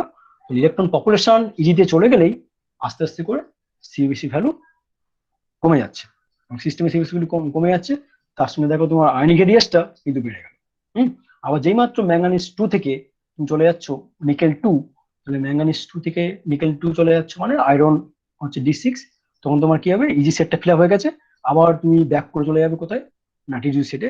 যখন টিডিউ সেটে চলে যাবে বন্ডিং ইলেকট্রন পপুলেশন বেড়ে যাবে, তখন কি হবে, সিবিএসি ভ্যালু মান বেড়ে যাচ্ছে। তুমি দেখো তোমার হচ্ছে D5 এর পর D5 এ 0 এসছে, আর D6 এ দেখো বেড়ে গেছে -4। আবার D6 থেকে D7 চলে যাও, সেখানে বন্ডিং এ আরেকটা ইলেকট্রন চলে এলো, মাল্টিডিউ সেটে ইলেকট্রন একটা ঢুকে গেল, তখন দেখো -4 থেকে -8। আবার যখন তুমি চলে যাচ্ছ না নিকেল 2 ক্ষেত্রে, সেখানে দেখো বন্ডিং এ আরেকটা ইলেকট্রন চলে গেল, TDG6 হয়ে যাচ্ছে, ইজিটা রিমেনিং ফিক্সড 2 ছিল, তাই আছে। তাহলে বন্ডিং ইলেকট্রন পপুলেশন বাড়ছে, তাই সিবিএসি ভ্যালু আস্তে করে বেড়ে যাবে। দেখো -4 থেকে এটা হচ্ছে -8 থেকে -2 পর।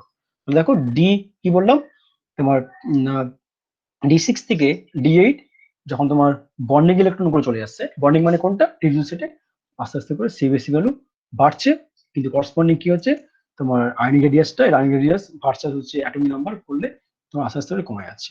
আবার নিকেল 2 থেকে জিঙ্ক যাও, সেক্ষেত্রে নিকেল 2 থেকে তুমি জিঙ্ক যখন যাচ্ছ, হ্যাঁ নিকেল 2 মানে কপার, কপার D9 চলে যাও, D9 এ একটা ইলেকট্রন আবার চলে যাচ্ছে অ্যান্টিমনি, ইলেকট্রনটা অ্যান্টিমনি যেই চলে গেল এখানে, সেক্ষেত্রে সিবিএসি ভ্যালু মানটা আবার কমে গেল। দেখো -12 ছিল নিকেলের ক্ষেত্রে, এখন -6 হয়ে গেছে। আবার জিঙ্কের ক্ষেত্রে ইলেকট্রনটা পপুলেশনটা বেড়ে গেছে, অ্যান্টিবন্ডিং এ EG4 সেক্ষেত্রে 0 হয়ে গেছে। তাহলে কি হলো, সিবিএসি গুলো আবার নেমে গেল, সিবিএসি গুলো নেমে গেছে, সেক্ষেত্রে কি হবে, আবার তোমার দেখতে পাচ্ছি আয়নিক রেডিয়াসটা আস্তে আস্তে বেড়ে গেল। তাহলে একটা জিনিস এখান থেকে বুঝতে পারলাম, কি কি বুঝতে পারলাম, সামারি করো। সামারি করলে কি হবে না, সিবিএসি ভ্যালু যখন বেড়ে যাচ্ছে, সিস্টেমের আয়নিক রেডিয়াস হচ্ছে কমে যাচ্ছে। আর সিবিএসি ভ্যালু কখন বাড়ছে, যখন ইলেকট্রন পপুলেশন হচ্ছে বন্ডিং অরবিটাল, বন্ডিং মানে টিডিজি সেটে ইলেকট্রন পপুলেশন বাড়ছে, ঠিক আছে। আর সিবিএসি ভ্যালু কখন কমছে, যখন ইলেকট্রন পপুলেশন হচ্ছে বেড়ে যাবে in the anti bonding orbital, here it is easy set, distribution বেড়ে যাচ্ছে, তাহলে সেক্ষেত্রে সিবিএসি ভ্যালু কমে যাচ্ছে। তাহলে বন্ডিং এ গেলে সিবিএসি বাড়ছে, এবং তার করসপন্ডিং আয়নিক রেডিয়াস কিন্তু কি হবে, কমে যাচ্ছে। আবার অ্যান্টিবন্ডিং এ গেলে সিবিএসি ভ্যালু কমছে, আর কিন্তু এখানে কিন্তু আয়নিক রেডিয়াসটা আবার বেড়ে যাবে। কেন হচ্ছে এটা, তো সামারিটা পেয়ে গেলাম, এবার কেন হচ্ছে তাকে অ্যানালাইসিস করলে আমাকে বলে দিলাম একটা জিনিস, যে ইজি সেটটা অ্যান্টিবন্ডিং হিসেবে কাজ করে, আর টিডিজি সেটটা বন্ডিং হিসেবে কাজ করে। যদি ইজি সেটটা অ্যান্টিবন্ডিং হিসেবে কাজ করছে, তুমি অ্যান্টিবন্ডিং এ কোনো ইলেকট্রন যদি ঢোকাতে চাও, তাহলে তুমি সেই ইয়ের মতো আর কি, আয়নোসের পটেনশিয়াল, হ্যাঁ তুমি ধরো অক্সিজেন -2, সেখানে ঠিক আছে, কিন্তু অক্সিজেন -2 থেকে যখন অক্সিজেন -3 করতে যাবে, তখন তোমার সহজে হয় না, কারণ বেশি কিছু অক্সিজেন -2, তার ইলেকট্রন সংখ্যা বেশি ছিল, তুমি তার এগেনস্টে একটা ইলেকট্রন এখানে জাম্প করে ঢোকাতে চাও, তাহলে কি হবে, ফোর্স রিপালশনটা কাজ করবে। তাহলে অ্যান্টিবন্ডিং এ ইলেকট্রন পপুলেশন যদি বেশি থাকে, সেক্ষেত্রে তুমি যদি ইলেকট্রন ঢোকাতে চাও, সেক্ষেত্রে ও সহজে কিন্তু ঢোকাতে দেয় না। হ্যাঁ সেক্ষেত্রে কি হবে, সিস্টেমের মিডল লিগ্যান্ড বন্ডিংটা, হ্যাঁ ওটা লার্জ হয়ে যাবে, মানে সিস্টেমের আয়নিক রেডিয়াসটা লার্জ হবে কোথায়, না ইজি সেটে ইলেকট্রন পপুলেশন বেশি থাকলে, রিপিলিং ইফেক্ট থাকে। হ্যাঁ সেই জন্য বলেছি ইজি সেটে ইলেকট্রন চলে গেলে তার সিবিএসি ইলেকট্রন কমছে, তার due to the repelling effect ইলেকট্রনটাকে রিপিল করার চেষ্টা করছে ইনকামিং ইলেকট্রনটা, সেক্ষেত্রে তার করসপন্ডিং কি হবে, দেখো তোমার আয়নিক রেডিয়াসটা বেড়ে যাবে। আর টিডিউ সেটটা বন্ডিং, ও সবসময় চাইবে যে আমার আসো বাড়িতে, মানে তোর বন্ডিং, বাড়িতে প্রচুর রুম আছে, তাহলে সবসময় বন্ডিং অরবিটাল, ও সবসময় বাড়িতে গেস্ট মানে মেলাও করছে আমি মনে হচ্ছে। তো টিডিউ সেটে যেহেতু bonding orbital they found to be stable, এবং সেক্ষেত্রে জায়গাও আছে, যদি জায়গাও থাকে, সেক্ষেত্রে ও সবসময়ের জন্য ইলেকট্রনটাকে নিজের দিকে টেনে নিতে চাইবে, সেক্ষেত্রে স্টেবিলিটিও বাড়বে, এবং তার করসপন্ডিং কি হবে, তার আয়নিক রেডিয়াসটা কমে যাবে, কারণ ওখানে রিপিলিং ইফেক্ট নয়, রিপিলিং ইফেক্ট করবে না, ঠিক আছে। রিপিল হলেই মানে আয়নিক রেডিয়াসটা বাড়বে, আর রিপিল না হলে যদি টানে, তাহলে কাছাকাছি টানলে আয়নিক রেডিয়াসটা কমে যাবে। তাহলে টিডিজি হিয়ার বন্ডিং, তাহলে এটা হচ্ছে রিপিলিং নেই, ওটা অ্যাট্রাকশন পাওয়ারটা বেশি, সেই কি হবে, ওই আয়নিক রেডিয়াসটা কমে যাবে। আর ইজি সেট হচ্ছে কি বলো অ্যান্টিবন্ডিং, ওই রিপিলিং এফেক্ট দেখায়, সেক্ষেত্রে আয়নিক রেডিয়াসটা হচ্ছে বেড়ে যাবে। তাহলে এইটাই হচ্ছে আমাদের, এটা মূলত কথা, এটা মাথায় রাখতে হবে, ঠিক আছে। তাহলে এইভাবে অ্যানালাইসিসটা করলে পেয়ে যাবে। এবং তুমি দেখো আমি কিন্তু এরকম আমরা এটা পাবো, এক্সপেরিমেন্টাল গ্রাফটা হচ্ছে 2 হাম্প কাট পাবো, ঠিক আছে, এরকম করে 2টো হাম্প দিয়ে যাবে। কিন্তু আমার যদি এমনি যদি ভাবো ক্যালসিয়াম +2 থেকে যদি জিঙ্ক +2 যাও, ডি ইলেকট্রন ডেন্সিটি যত বাড়ছে, তত তুমি যে ডিফিট ক্যালকুলেট করে দেখো, যে ডিফিক্টিভ যেন মনে হচ্ছে বেড়ে যাচ্ছে, তাহলে কি হবে, আমার কিন্তু এরকম একটা স্টেলেন পাওয়ার কথা। কিন্তু এক্সপেরিমেন্টাল গ্রাফটা কিন্তু আমরা 2টো হাফ পেয়েছি, সেটা কিন্তু ওয়েভ অ্যানালিস্ট। ঠিক আছে। এবার চলে যাচ্ছে আরেকটা থার্মোডাইনামিক প্যারামিটার, তার মধ্যে ল্যাটিস এনার্জি। তো ল্যাটিস এনার্জি পড়তে গেলে আমরা চলে যাবো কোথায়, না, আমরা কেমিক্যাল বন্ডিং এ যখন আমরা বন্ড ল্যান্ড ইকুয়েশন শিখেছিলাম সেইটা আমাদের খুব দরকার। সেটা কি বলেছিল, ল্যাটিস এনার্জি ক্যালকুলেশন করতে গিয়ে সেই ইনিশিয়াল টাইপের ইউ সমান ছিল তোমার মাথায় ঢোকাও যে মাইনাস, এটা কনস্ট্যান্ট ছিল এ, হ্যাঁ সেটা এ ইন্টু তারপরে Z plus Z minus by 1/r0, আর ওখানে স্কোয়ার ছিল একটা, কিন্তু থার্ড ব্র্যাকেট দিয়ে 1 - 1/n ছিল। ঠিক আছে, তার মানে U varies as Z plus Z minus ছিল, মানে ক্যাটায়নিক চার্জ আর অ্যানায়নিক চার্জ, আর 1/r0 ছিল, তাহলে U inverse proportional to 1/r0। আর জিরোটা কি, আর জিরোটা এখানে হচ্ছে ইন্টারনিউক্লিয়ার সেপারেশন, যেটাকে ওখানে আমরা R plus sum of the R plus আর আর মাইনাস, মানে ক্যাটায়নিক রেড্ডি আয়নিক রেড্ডির যোগফলটাকে আর জিরো বলেছি। তখন এখান থেকে বুঝে গেছি যে U inversely proportional to the cosmetic radius radii, যদি ক্যাটায়নিক রেডিয়াসটা যদি কমে যায় তাহলে ইউটাও কি হবে, বেড়ে যাবে, আর যদি রেডিয়াসটা বেড়ে যায় তাহলে ইউটা হচ্ছে কমে যাবে। তার মানে কি হয়েছে না, তুমি এই যে গ্রাফটা দেখলে এইটা এখান থেকে অ্যানালিসিস চলে আসবে, এখানে আগে যা ছিল এখন সেটা জাস্ট উল্টো হয়ে যাবে, রিভার্স হয়ে যাবে, অপোজিট, মানে আর্নিং রেডিয়াস ভার্সাস যেটা ছিল তার সাপেক্ষে ওই তোমার ল্যাটিস এনার্জির ক্ষেত্রে এই যে প্লটটা জাস্ট রিভার্স হয়ে গেছে, অপোজিট হয়ে গেছে, সেটা কিন্তু আমার দুটো হাম পেয়ে যাবো। ঠিক আছে, মানে শুধুমাত্র অ্যানালিসিস করবে কোনটা, তুমি অ্যানালিসিস করবে ল্যাটিস এনার্জিটিকে, সরি তুমি যখন অ্যানালিসিস করবে কোনটা, এটা বলে আগে আর্নিং রেডিয়াসটা কি করে চেঞ্জ করছে সেটাকে আগে দেখাবে, তারপর জাস্ট বলে দিবে যে যেহেতু you inversely proportional to 1/r0, that is 1/r plus here, সেক্ষেত্রে কি হবে, আর প্লাস যত মানে আয়নিক রেডিয়াস যত কম হবে সেক্ষেত্রে ল্যাটিস এনার্জি যত বাড়বে, আয়নিক রেডিয়াস যত বেশি হবে ল্যাটিস এনার্জি তত কম হবে। ঠিক আছে, তাহলে গ্রাফটা যা হবে সেটা হচ্ছে আয়নিক রেডিয়াসের উল্টো গ্রাফ। ঠিক আছে, এটা জাস্ট একটু মাথায় রাখবে। তার মানে কি হচ্ছে এখানে, যে ionic radius decreasing with increasing electron population in the stabilized T2G, just opposite হবে with respect to the ionic radius। ঠিক আছে, ওই ক্ষেত্রে and the corresponding lattice energy কি হবে, বেড়ে যাবে। মানে T2G সেটে হচ্ছে ইলেকট্রন পপুলেশন বাড়লে সেক্ষেত্রে ক্রিস্টাল স্টেবিলাইজেশন এনার্জি বেড়ে যাবে, এবং তার সঙ্গে তার হাইড্রোজেন এনার্জিটাও কি হবে, বেড়ে গেছে। আবার ইজি সেটে ইলেকট্রন পপুলেশন যদি বেড়ে যায় সেক্ষেত্রে সিএসি ভ্যালু কমে যাবে, এবং তার ক্ষেত্রে তার করসপন্ডিং হাইড্রোজেন এনার্জিটাও কমে যাবে। জাস্ট তুমি আগেরটা অ্যানালাইসিস করলে এটা পেয়ে যাবে, শুধু রিভার্স হয়ে যাবে। ঠিক আছে, এটা এমন কোনো কঠিন নয়। আচ্ছা, এটাও তোমার কঠিন নয়, এটা হচ্ছে যে তোমার expression of hydrogen energy. Hydrogen energy কথা মানে নিশ্চয়ই জানো যে সলিউবল আমাকে দেখতে হবে জলে, মানে আয়ন ডাইপোল ইন্টারাকশন। আয়ন কোনটা, মেটাল, ওই ক্যাটায়নিক পার্টটা হচ্ছে আয়ন অফ ক্যাটায়ন, আর ডাইপোল হচ্ছে জলটা হচ্ছে নিউট্রাল, সেক্ষেত্রে ডাইপোল আছে ডেল নেগেটিভ আর ডেল পজিটিভ, তাই না, ডেল নেগেটিভ এখানে আয়ন ডাইপোল ইন্টারাকশনটা। তো আয়ন ডাইপোল ইন্টারাকশনটা কার হল, ওই আয়নিক পোটেনশিয়াল যেটা তোমরা কিপলি মর্নিং এ পড়ে এসছো, জাস্ট লাইক দ্যাট। সেখানে কি আয়ন ডাইপোল ইন্টারাকশনটা যার ক্ষেত্রে হাই হবে সেক্ষেত্রে হাইড্রোজেন এনার্জি প্রবণতা অনেক বাড়বে। তো আয়ন ডাইপোল ইন্টারাকশনটা কার ক্ষেত্রে হাই হবে, যদি মেটালটা যদি তোমার চার্জ ডেন্সিটি হাই হয়, মানে চার্জ যদি বেশি হয়, যদি চার্জ বেশি হয় সেক্ষেত্রে জলগুলো বেশি করে ছুটে আসবে, অথবা যদি চার্জ বেশি হয় সেক্ষেত্রে সিস্টেমের রেডিয়াসটা কি হবে, কমে যাবে, তাই না। তাহলে যদি রেডিয়াস কম হয় সেক্ষেত্রে কি হবে, চার্জ ডেন্সিটি মানটা হাই, পজিটিভ চার্জ ডেন্সিটি বাড়ে, সেক্ষেত্রে ডাইপোল অফ ওয়াটারটা ওর দিকে ছুটে যাবে, তাহলে সলভেশন বা তোমার হাইড্রোজেন এনার্জির মানটা বেড়ে যাবে। তার মানে কি বুঝতে পারলাম, তাহলে এই গ্রাফটা as like as the before কোনটা, হাইড্রোজেন এনার্জির ক্ষেত্রে যা পেয়েছিলাম সেটাই হবে। সেখানে কি করেছিলাম, সেখানে যার ক্ষেত্রে আয়নিক রেডিয়াসটা ছোট ছিল তার ক্ষেত্রে ল্যাটিস এনার্জি বেশি হয়েছে, এখানেও তাই হয়েছে। যার ক্ষেত্রে আয়নিক রেডিয়াসটা ছোট সেক্ষেত্রে তার positive charge density high, positive charge density high মানে ও লিগান্ড গুলো মানে ওয়াটার যে ডাইপোলটা আছে ওর দিকে টানবে, তাহলে আয়ন ডাইপোল ইন্টারাকশনের মানটা বাড়বে, সেক্ষেত্রে তার গ্রাফটা জাস্ট এরকম হবে। ঠিক আছে, তাহলে ওটা কিন্তু আগের সঙ্গে মানে মানে ওই ল্যাটিসের সঙ্গে কোলেট করা, তার সঙ্গে ওই যে আয়নিক রেডিয়াসটাও কাজে লাগবে, তাহলে আয়নিক রেডিয়াসটা কাজে লাগালে তুমি এটা কিন্তু পেয়ে যাবে। ঠিক আছে, তাহলে একে অপরের সঙ্গে ইন্টারলিঙ্ক কিন্তু, সেই জন্য প্রথম তোমাকে এটা জানতে হবে যে আয়নিক রেডিয়াস কিভাবে চেঞ্জ করছে, তারপরে তোমার পেয়ে যাবে কোনটা ল্যাটিস এনার্জি, তারপর তুমি পেয়ে যাবে হচ্ছে হাইড্রোজেন এনার্জি। ঠিক আছে, এটা এমন কোনো কঠিন নয়। এক্সপেক্টেড গ্রাফ ছিল স্ট্রেট লাইন হওয়ার কথা ছিল, এরকম করে লিনিয়ার হওয়ার কথা ছিল, দেখছো তুমি আমরা একটা হাম জেনারেট করে পাও। ঠিক আছে, তো ল্যাটিস এনার্জি মানে hydrogen energy is proportional to the charge but inversely proportional to the radius of the ion. তো এটা জানলেই আমি কিন্তু পেয়ে যাবো। এখানে আমি ভ্যালুটা কিন্তু নেগেটিভে নিয়ে গেছে, মাইনাস তিরিশ এটা নিয়ে গেছি।